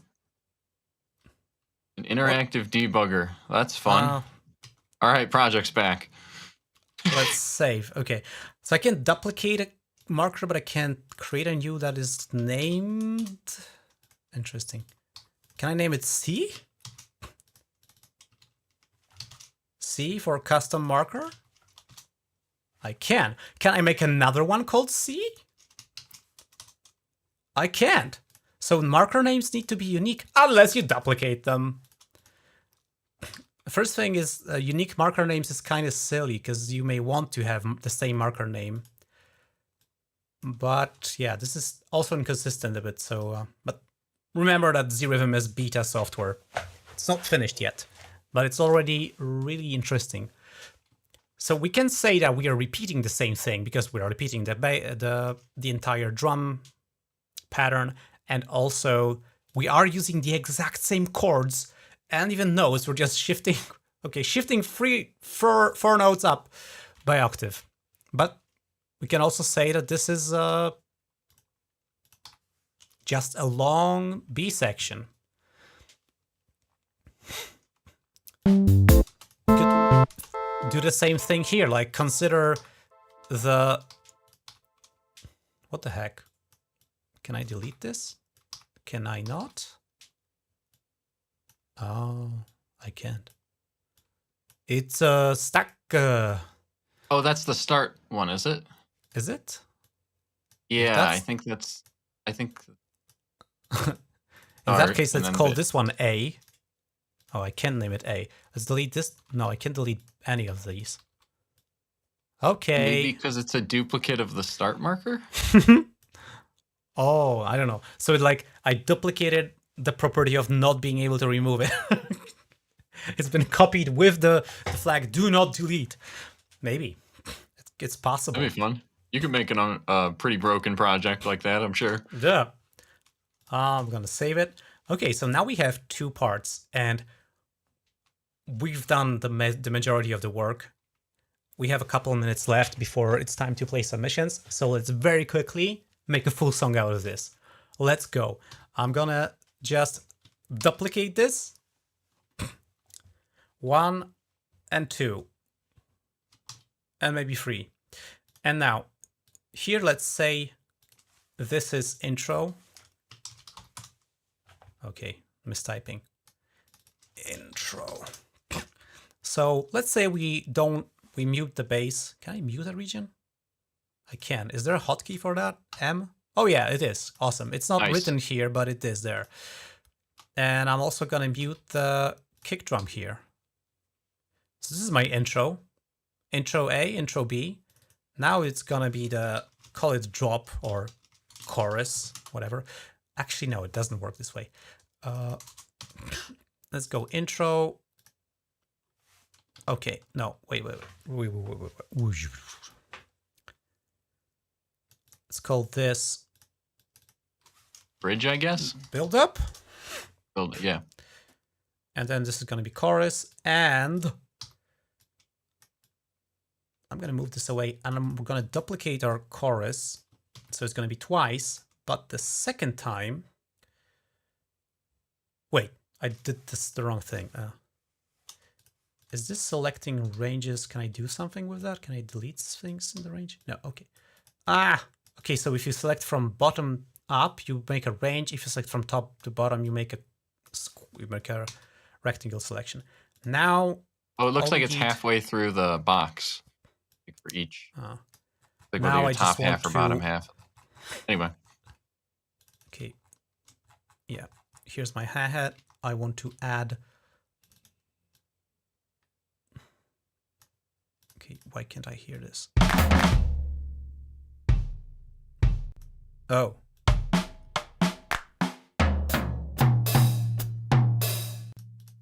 Yeah, let's add an open hi-hat and a re-hit.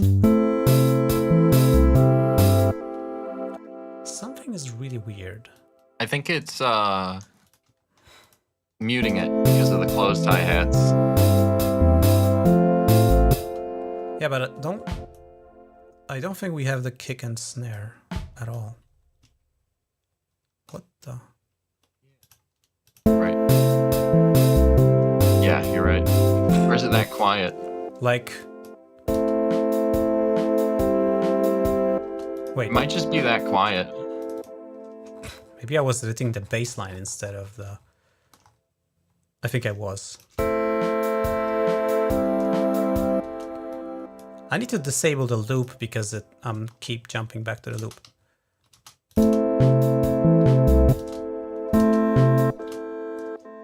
Okay, whatever. Let's copy our build up. And now we just unmute the kick. And we take our chords and we move them to the bass. And now we just delete. Fuck. Sorry, it keeps. I meant to say fuck. Now we can just delete some notes. We want to start on the A. I can just go pretty much random. So this is baseline generator 5.6. There you go. We got a baseline now.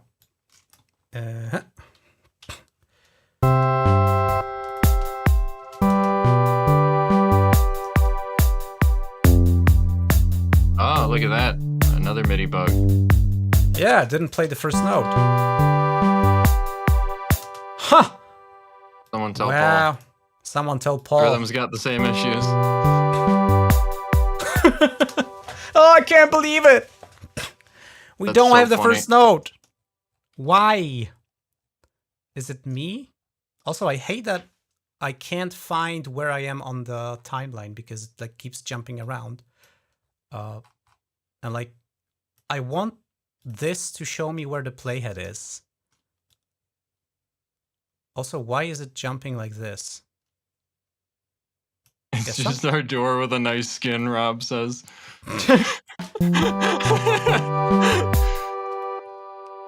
I need to shorten this. Oh, can I?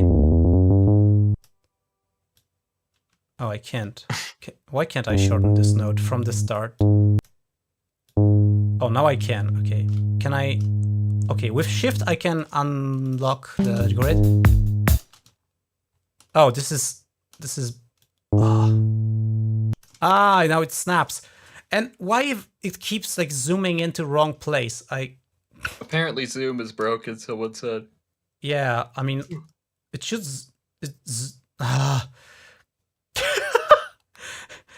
Alpha software! Yeah, so that's our breakdown. Right? Okay, I think we're gonna go a little bit... Some people call this bridge. If you're writing a song, it's more of a bridge.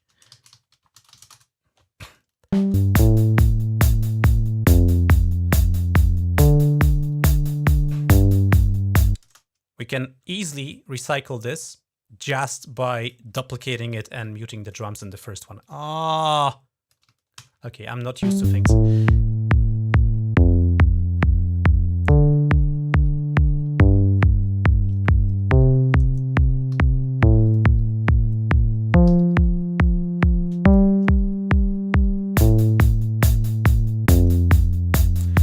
Everybody clap your hands!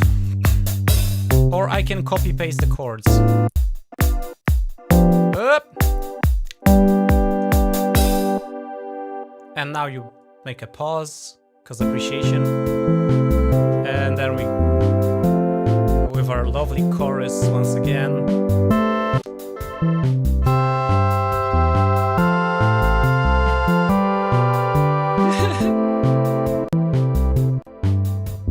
Don't worry, Lo-Fi says the MIDI will be fixed in Zrythm 7.0. This one.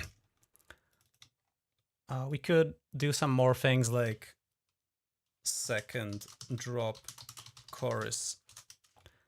Oh, but and what we would also want to do is have an outro. So we are like letting the tension be finally relieved. Like it's over. You can go home. And what a good idea is to just have a no drums. Just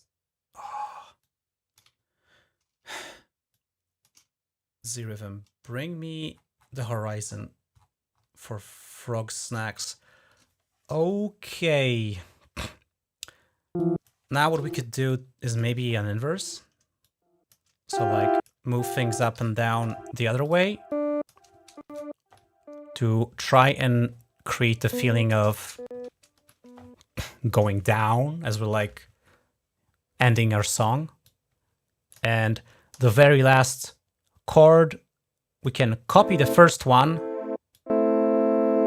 because it sounds good to end on the root chord.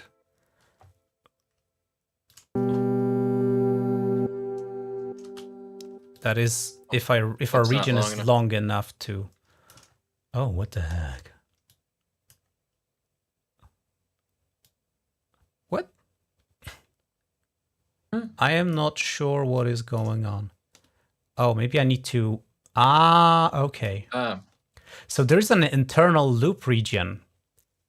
Ah, that's interesting. Okay. I think Ableton does that. If we had time, we would also like add reverb and automate giving more reverb and making this quieter, but we don't. Yeah, that's all kind of production stuff, though. I think that extends past composition. Yeah, kind of production. So let's just try and hear this. It also doesn't want to scroll to the first. What if I press home?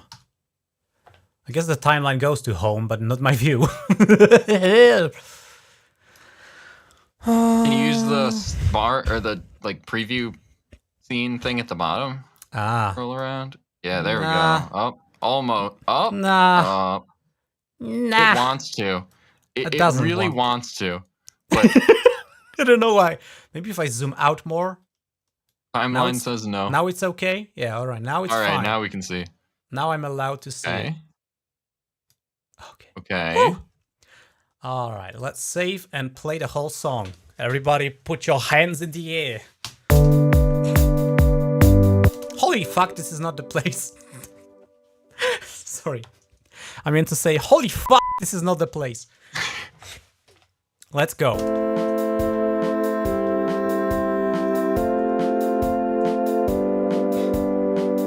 This is intro, no bass.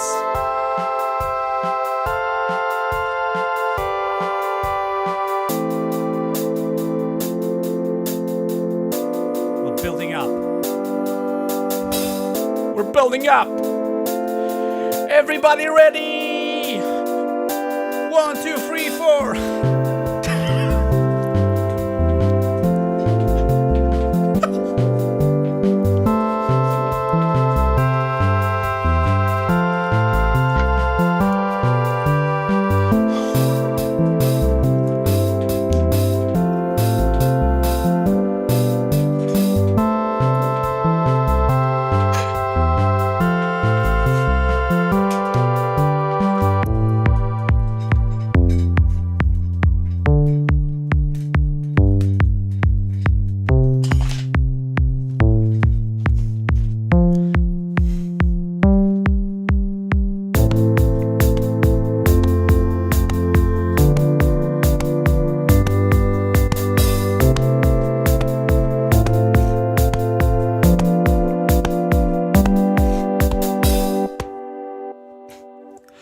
Wait for it now!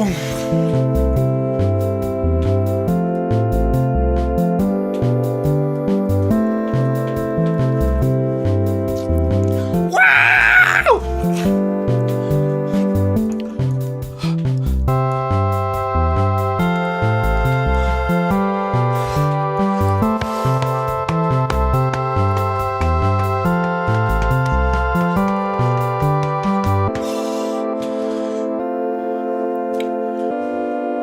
Internet 2022, how are you feeling? You're all good there, our internet! Oh yeah, you were amazing! It was the best show we've played so far! We'll see you the next year!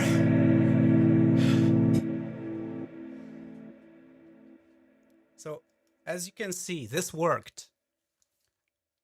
It may not be super interesting as a song, but it works, and on this basis, like using these ideas and techniques, you can build a song and then start having fun making it more interesting. Also breaking rules to make things even more interesting, but risking them not working out. I think that was an awesome experiment. I'm really happy we went with Zrythm.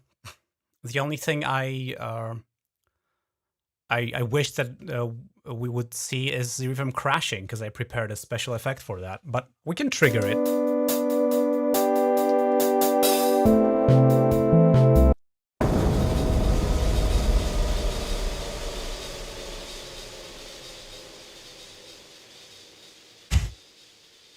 Zrythm crashes 1.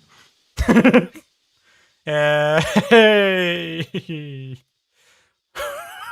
Yeah, shout outs to Alex. Didn't crash the whole time. Yeah, not a complain. single crash. It did Zrythm complain, and it occasionally misbehaved, but it did work. Nothing crashed. I'm surprised and impressed. And we were basically using the DAW the whole time. Like, we weren't sound designing, which would be outside. I mean, it's in the DAW, but it's outside the DAW, you know? So, yeah, like, that was... Yeah, doing sound design is kind of like, you know, you're spending more time in your plugins. You're not stressing the DAW so much. You're just, you know, working on actually in some other parts of things. Alrighty, it's time for the music submissions. I hope my playlist is still there. It is. Fantastic. I mean, it's a stick made of Fanta. I don't know how this works, but if you freeze it, I guess it kind of it's possible. I don't know.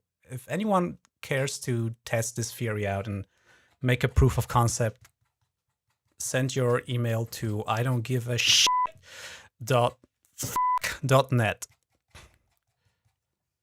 And now moving on to music submissions. The first track is titled New Beginning, and it is created by Jobin Rezai. I hope I pronounced that right. It could be a different language and I don't know how. New Beginning.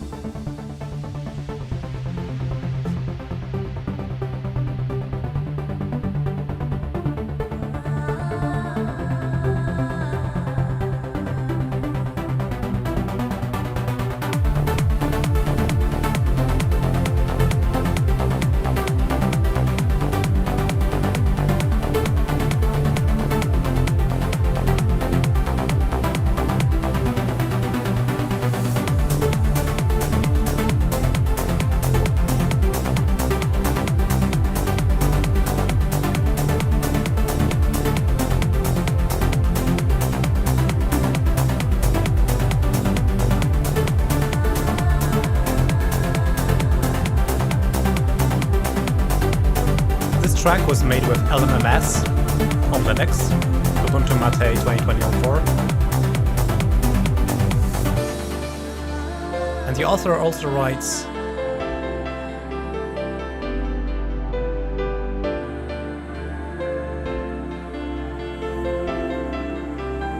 LMMS Zrythm FX, MDA piano, Calf sidechain compressor.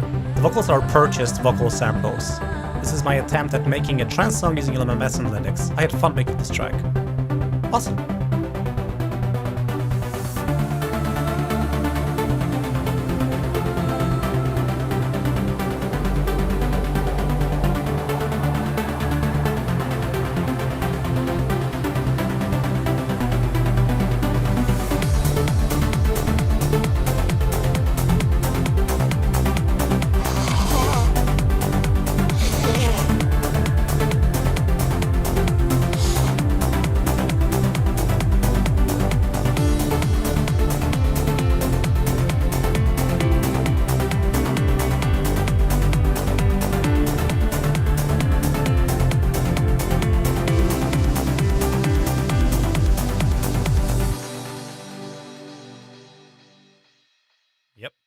That was New Beginning by Jobin Rezai. I really like this track. Yeah, very nice.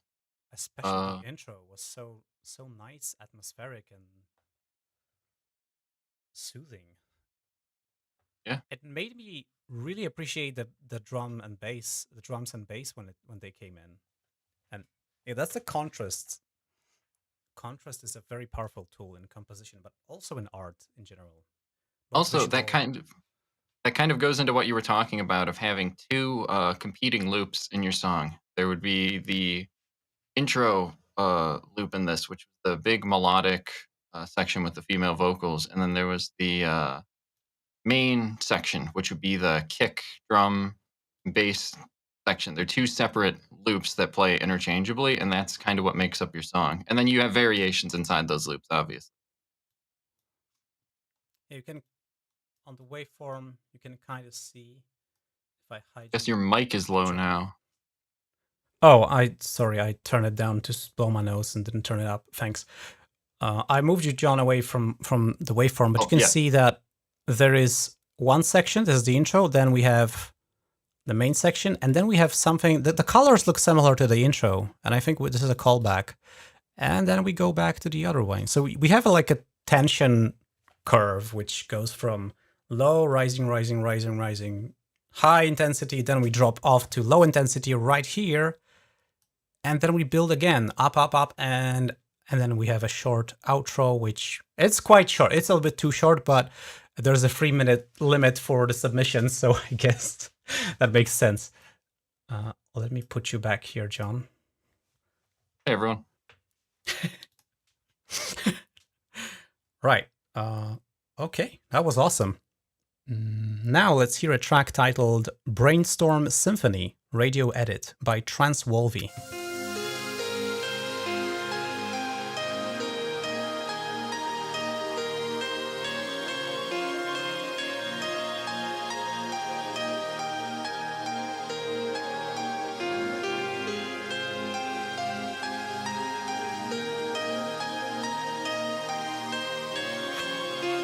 Transwolvy says, and now let's hear an absolute crap.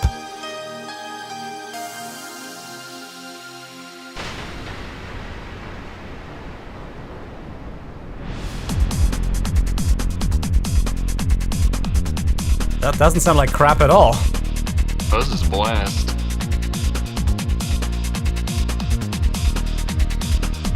I really like the bass line. I like that bass line. Yeah.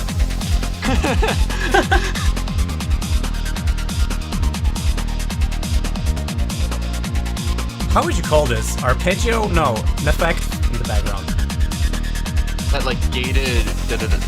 Yeah, I think it's kind of acid because there is a resonance and it's clipped, definitely. They're really cool.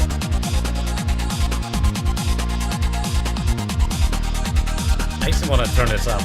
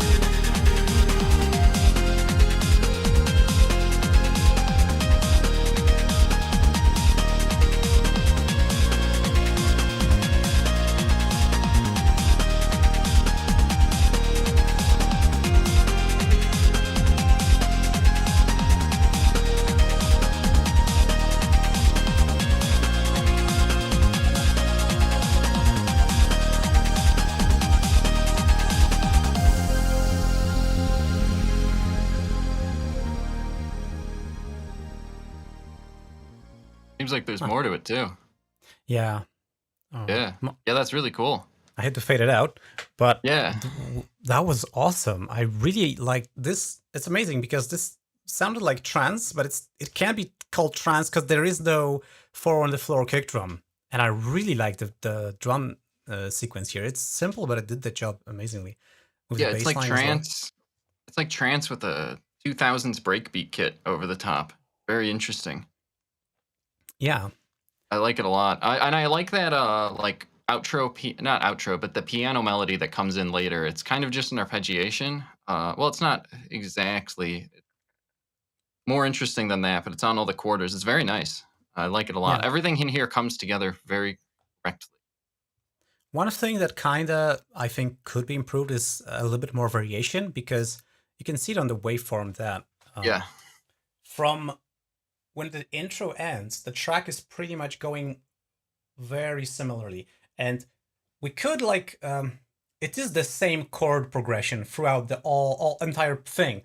But there are segments where there are like added instruments that separated. Like we have the piano entering somewhere here with other instruments going out. We have like instrumental, I don't know, strings coming in. So there is a building of tension, but it's kind of limited because we are still going with the same drum beat, same bass line, same chords, same melody. Lots of things are identical. Not much is changing. I think what would be amazing is if somewhere in the middle, we would break into an entirely different section with a different beat, with a different bass line, with a different chord progression. Give us a bit of that, and we'll start longing for this first theme. And when you break down and like, you know, make a build up for the next thing, we're gonna be going crazy. We won't be able to, like, you know, wait until the first theme returns. And I think that's inserting a breakdown or a secondary theme, a different phrase, a different part, a different section. I think that will lift this track higher. So we can hear that in the end there wasn't a breakdown. There was a lower intensity part coming up, but you know, we were like 2.5 minutes of the high intensity slowly getting higher, so it was quite a slow change. But that's valid. Like, you know, it's not like that's a bad way of making music. It's just, it also depends on taste and genre and that stuff. But that was really cool. I enjoyed this. I have to run to the bathroom really fast. So I'm going to do that. Well, I unfortunately am going to miss lo-fis, but I'm going to try and catch it by the time I get back. But okay. I'm not going to survive. So I'll try to stall. Yeah, that was awesome. Let me read the notes. Transvolvi says that this was made with LMMS, Zenith FX, Carla, Fizz, and Audacity. Try a slightly new direction this time, because why not? Percussion made from LMMS stock samples, string, bass, choir, synth sounds, Zenith FX, virtual playing orchestra for brass, Slender Salamander Grand Piano SFZ, licenses CC0, some LMMS native stuff for various things, Audacity for getting around LMS's bugs.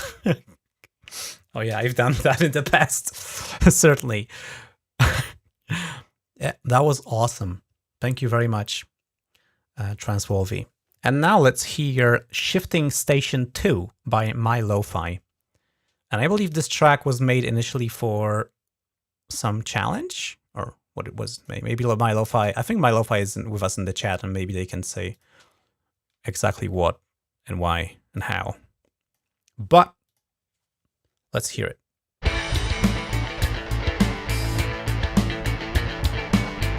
And My Lo-Fi says, now for the emotional roller coaster.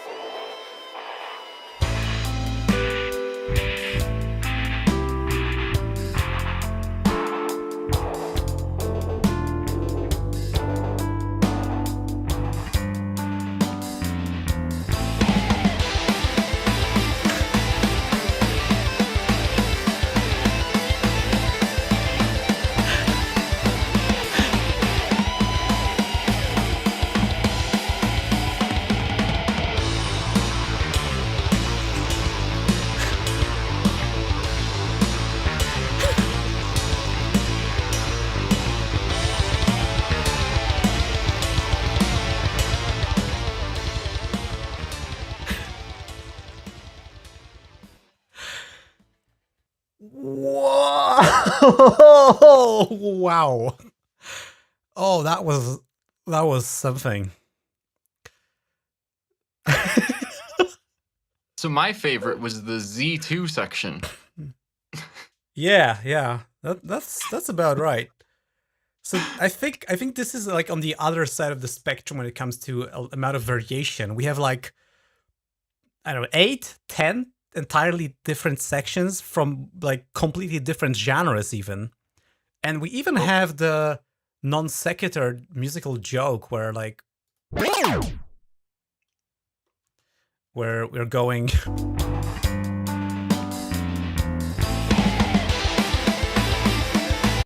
That's a joke Straight to me, like straight from soft rock into the Power Rangers theme. Yes, I think like- the only the most consistent thing I would say is use of triplets. There's a lot of triplets in this track. That's about the most cohesive. Oh, everything else is it's awesome. It's all over the place. So Oh man, it's like it's yeah, amazing. it's really got. It reminds me. Okay, so the chat's comparing it to Dream Theater, which I guess Dance of Eternity would be something kind of like it, but without the time signature changes, just with the musical changes. And then there's this kind of makes me think of there's a new Savant song out, I think this year, called Kingdom, the first song off of some album, and it's all over the place, kind of like this. Makes me think of that. You're hit with a genre, then another genre, then another genre. This is my I love that kind of genre. Like this really reminds me of Mr. Bungle, which is a band that Mike Patton was playing in, I think before he went into Faith No More. I think he started in Mr. Bungle, or maybe he was doing it like simultaneously. Anyway, Mr. Bungle was, yeah, it's like that band really changed my perception of music and what boundaries in music even mean. And it's songs like Air Conditioned Nightmare or Golem 2, like these songs are this kind of a musical roller coaster where you're switching between genres and you never know what's coming next, but it's all amazingly well played and composed. So Quantizer says this song could use some Mike Patton vocals indeed. Yeah, that would fit. Maybe if I'll have some time, I could give it a shot. I'm a big fan of Mike Patton's vocal performances, and he's a big inspiration when it comes to music. Yeah, like that's this. I want to hear the whole thing. So MyLofi, this is Shifting Station 2, and he writes, this is the fossificated, so a version of OSC 162, one synth challenge track. Ardor 6.9, drums from Drum Gizmo, self-mapped commercial samples. So, yeah, I don't feel comfortable using samples with CC BY for audio. Use at the moment. Yeah, like. Yeah, BY is an interesting clause to include for SAM. Unless you've got, I can kind of see it if you maybe have like a huge chord melody as your sample. You know, it's like a 30-second long sample. Even then, it kind of defeats the purpose of making a sample pack. You know? Yeah, I was thinking about maybe doing a Kickstarter in the open source community to, like, maybe ask the Drum Gizmo guys to change the license on one of the kits to CC0 and, like, just collect some money to, like, buy it off of them. Because, like, making something like that is an amazing amount of work. So, yeah, but it would be great to have at least one Drum Gizmo kit that can be licensed on CC0 and everybody can use it without any attribution and stuff. Guitars, bass, either Guitarix LV2 or Air Windows amps. Synths, Surge XT, AM Synth, and Set B3. That was There was an organ in there? I missed it. There was so many things.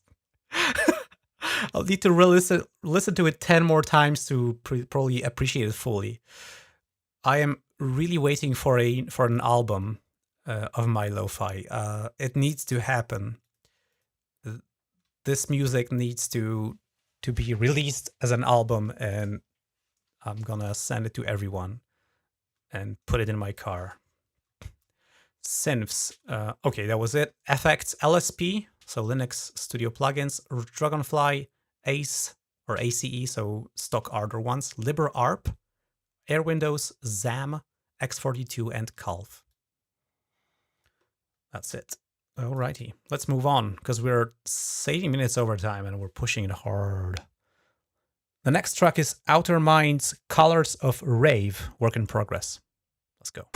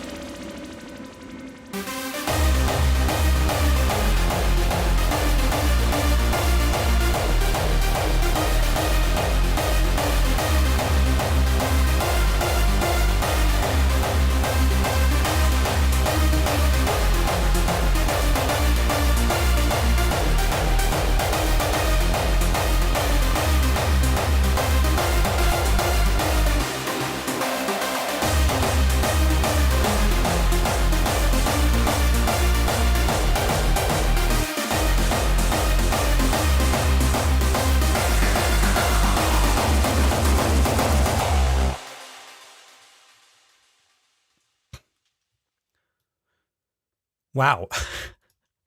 That was a Outermind, blast. as usual, with amazing quality production of hardstyle. So not always, and not only hardstyle as well, always. Yeah. Yeah, the second melody, the first melody was a perfect example of AAAB, right? We repeat the idea 3 times, then we hit them with a third idea or a second idea, and that's the whole intro. Was the little I can't remember it now. Then that second melody makes me think of the really old hardstyle, like Wild Styles noise controllers. I think they probably still make music, to be honest. Yeah, The gate yeah, is cutting always you off brings a me little bit. back. Oh, Always brings me back to I used to be big into hardstyle for a couple years. These are great tracks. They're fun. Yeah, I really like the sound design, and it's interesting. The kick has no transient at all. At least I can't see any. Maybe that's because of the beat grid, but it seems like it's almost a negative transient, but still it kind of does its job, mainly for the low frequencies. It may be filtered, moving the... Yeah, I don't know. There's a low pass on the kick that can happen sometimes, depending. If it's a synthesized kick, because your initial transient is just a high-pitched noise, if you low pass it, it removes that noise. There's no low-frequency content under it, so that can happen. Outermind says, yes, classic hardstyle from like 2008, 2010. Yeah. Wow. That's amazing that you identified this. I have no idea. I have never been in like... If I had to pick a track, it kind of makes me think of would be Blame It on the Music from Wild Style, and either way, kind of makes me think of that. Or to put something specific to it. So this was made with... Headhunters is the other guy on that track. With a Z. Because, there, see, he knows. He knows what track I'm talking about. He knows the song. It's a good song. I probably heard something. Not sure right now, but yeah, that rings a bell. This track was made with LMMS. Vitalium was used for the lead. Triple oscillator chords, Monstro, Nimble Kick. I don't know what that is. I don't think it's Foss.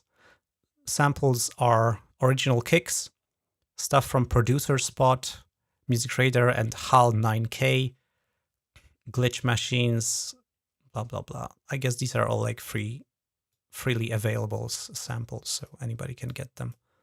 Awesome. Outer Minds, Colors of Rave, Work at Progress. That was amazing. Let's go with Quantizer, and the track is titled Sludger.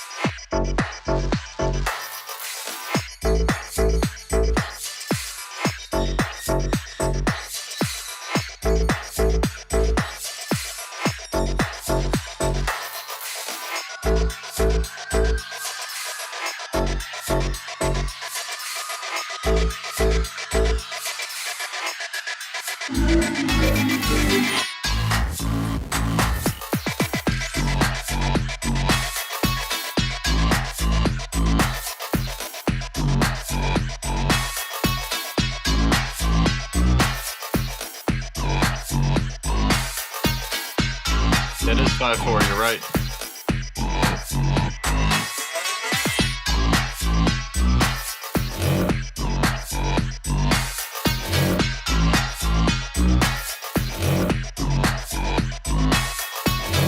It seems so. Wow.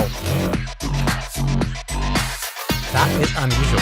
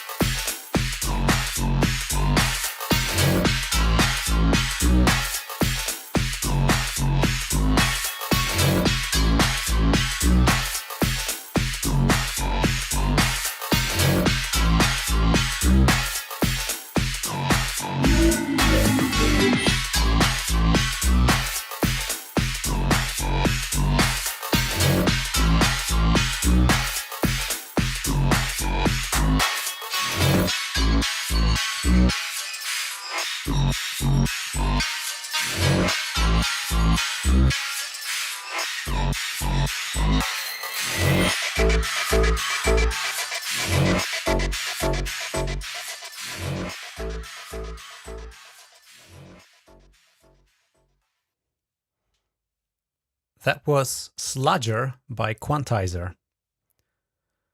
That was really interesting. I like how Quantizer keeps exploring new ideas, very different ideas, though he's still retaining his very recognizable style of drums and bass. Yeah, that was really interesting. Like odd signature dark step kind of stuff. Didn't you do, was it 3/4 before? Was that 1 month or 2 months ago? I think you did it. Quantizer, I think you did something like that. If I remember right. Yeah, it's cool stuff. It's I like the atmosphere of these. Yeah, your gate is cutting you off a little bit. Oh, shoot. Yeah, in case you didn't hear what I said, I think, was it 1 month or 2 months ago, Quantizer, you put in a track that was 3/4 as well. 6/8, yeah, exactly. Yeah, it was cool. I like these time signatures. I like the dark atmosphere to these tracks as well. It's very nice. Yeah. I missed a little bit of variation. Yeah. If I were to suggest some ideas, I would try doing pauses, like maybe a general pause where you like mute a quarter note or an eighth note right before a beat, or you omit a kick on the first beat. So it's like you expect a kick and there is nothing. And you're like, it's like you're walking on stairs and you're missing a step. Yeah. It's a little bit jarring, but also can be very fun to do. Sometimes Ardor does this for me on its own, and sometimes I go with it. Sometimes I don't. But I was thinking about these pauses. Like you could like also things like you mute everything but one instrument and you do something with that instrument. Maybe even just repeat a note and like copy and paste it. So it's instead of cheek, it does and this is just a solo. So everything else goes away and you have like this one instrument that just is solo for a quarter note or an eighth note. And this could add a lot of tiny, simple, maybe not simple, but small chunks of variation that would break this track up a little bit, because it was getting a little bit boring towards the third minute. I was looking for some more variation, but what was there is really interesting. I love it. The odd time signature. It's bouncy in a very strange way. Yeah, it's hard to. I could tell immediately something weird with it because I was trying to find one and I couldn't find one. But yeah, the 5/4 makes complete sense. There was like there's that bass swell that comes in at the beginning, and so I heard it come in on I think it was the 3 the first time, maybe it was the 4, and then I was waiting for it on the 3 the next time, and it didn't happen, and then it happens like 2 bars later, and I'm like, huh, this is strange, and then I'm waiting for it again, and it doesn't happen at the same time again, and I'm like, yeah. So the time signature, using different signatures and stuff is really cool because you can be disorienting and have a lot of interest. Yeah.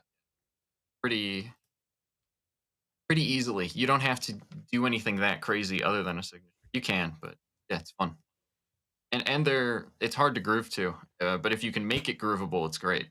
I mean, there's waltzes and stuff. People have been dancing to it. Yeah, but forever. Yeah. That was really cool. So should let's get some details. So Sludger was made with LMMS, Vital, Audacity, Monstro, and Kicker. So the last letter 2 are built-in LMMS synthesizers. Nice. I wonder how much Monstro is there. I did one track with Monstro only just to learn it. It's pretty interesting. Kind of weird though. And it's only in LMMS, so like very limited use, only if you're using LMMS. Okay. Last 2 tracks ahead of us. We're over time, 30 minutes already. I think we need to change the format a little bit because I think it's really nice that we can discuss every song after it plays and maybe even play some snippets, but we would need to limit the amount of songs or extend the amount of time we dedicate to that because, yeah, I just unfortunately can't do 3-hour streams, at least not reliably. Yeah, let's go with the next track, and it's called Aferot by Ovi.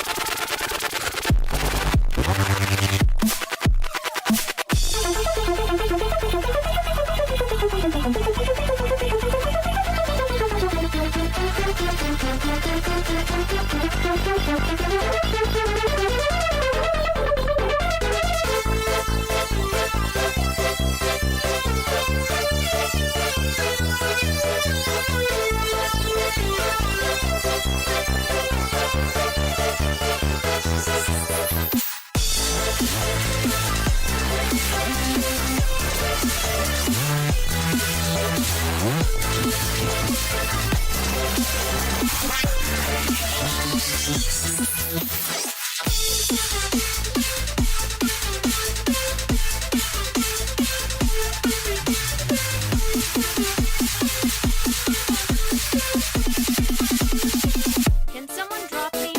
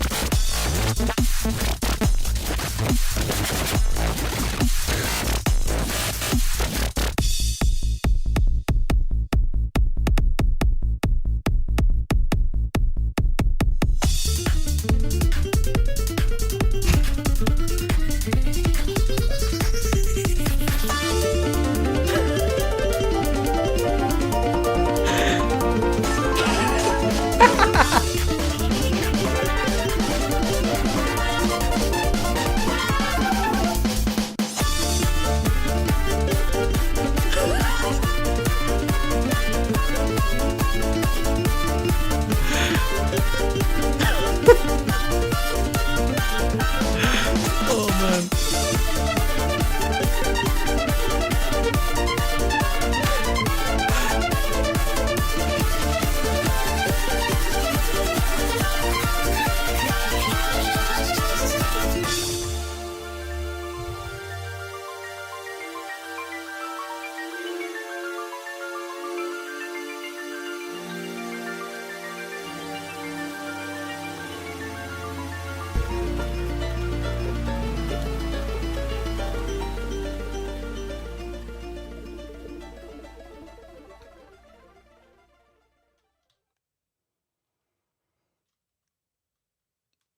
My mind is blown.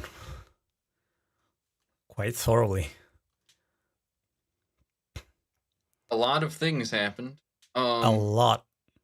I had to listen to the YouTube audio a lot because all of that distortion just there's no telling what's happening in the track from the Studio Ninja thing. It's really cool. I don't even know what sections to comment on. I don't know, but when it dropped into electro melodies were swing, fun. I couldn't stop laughing. That was hilarious. I can name a few problems. I think the highs were quite harsh. The highs were quite painful for me, but I know I'm sensitive and my headphones are boosting that a little bit. So maybe someone else wouldn't mind, but I would tone down the high frequencies, the 10K up stuff, or even 6K up. And also, I would really appreciate more dynamic range. It was very squashed, and the drums, especially during the drop, really fought for their place in the mix, and they shouldn't have to do that. I think it would smash harder if you gave it 6 more decibels, at least 6 more decibels of headroom, and that would be amazing. But the composition.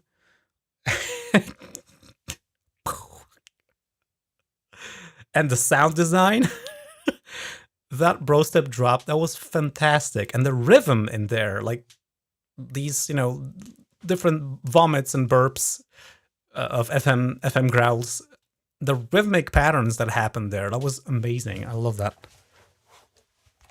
Yeah. I mean, I pretty much agree with what You've just said. I don't have much to add. Yeah, speakers and amplifiers are set up to have peak output twice that of their regular output. I think it's just a byproduct of how they work. But what that means for us is that we can have brief transients that are twice as loud or require twice as much power to drive as our held bass notes without clipping the amplifiers. So feel free to have transients to your kicks and snares and everything, and it won't actually change how hard your song hits. It'll only make your drums hit harder. I mean, there's a point where it's too much in any direction, but for the most part.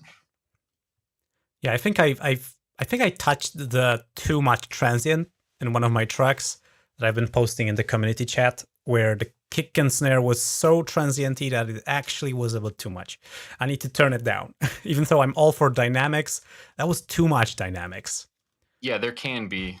But if I tone it down just a little bit, I think it sounds absolutely smashing because it's so dynamic. You don't expect that, and unfortunately, electronic like bass music generally doesn't use that, which is a big shame. Some producers, less mainstream, like I was listening to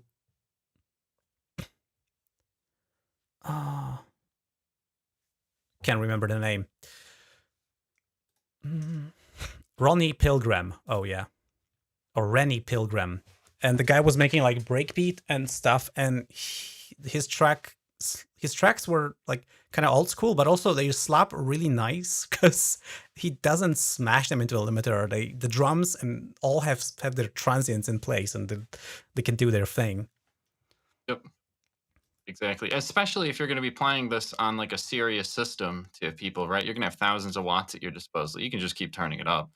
That's if you're going to be playing shows and stuff. But yeah, and then if I were to pick good, even if you're not, someone's going to turn it up, right? Like if you get enough listeners, if you get 100 listeners on your song, I promise one of those listeners is going to have a big sound system in their house or in their car, and they're going to be ecstatic that your kick drum hits hard.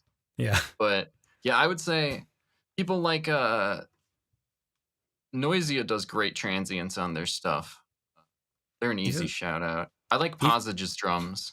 Even though they are pushing this stuff really hard, and I really wish they would give it more headroom. Like their albums could have like 8 decibels more headroom. Outer Minds is turned down by YouTube by 8 decibels or something. That sounds right. Yeah. Imagine 8 more decibels just for your transients. Like how much cleaner and better it would sound. I wish I could hear it.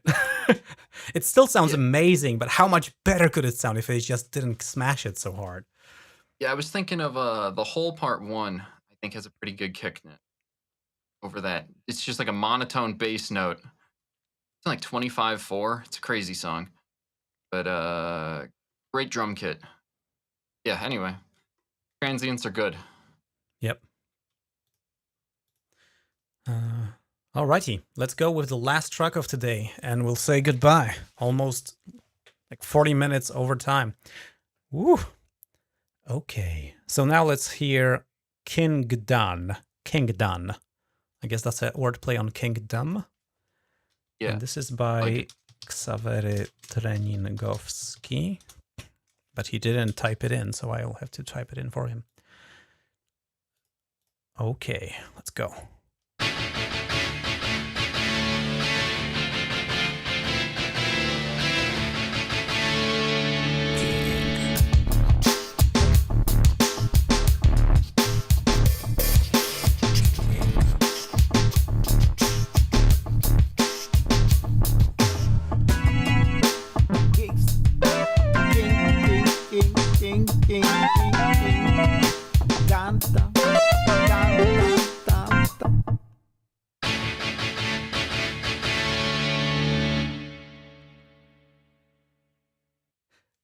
Wow, what a track. Yeah, Ksawery is submitting these micro songs. And I always leave them for the end because they're like, they're special. I love the grooves in these. Like, yeah, that was.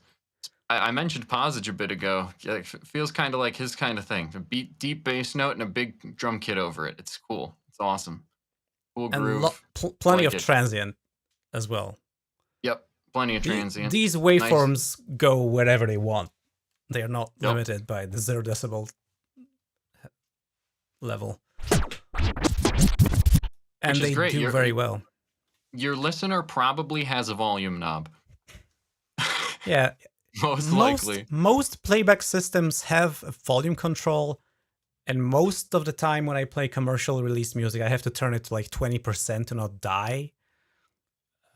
Even on my phone, like tiny freaking ear hole plugs with sound making thingies in them, I still need to like turn them super quiet to not die from like commercially released tracks because they are so loud, and they don't need to be.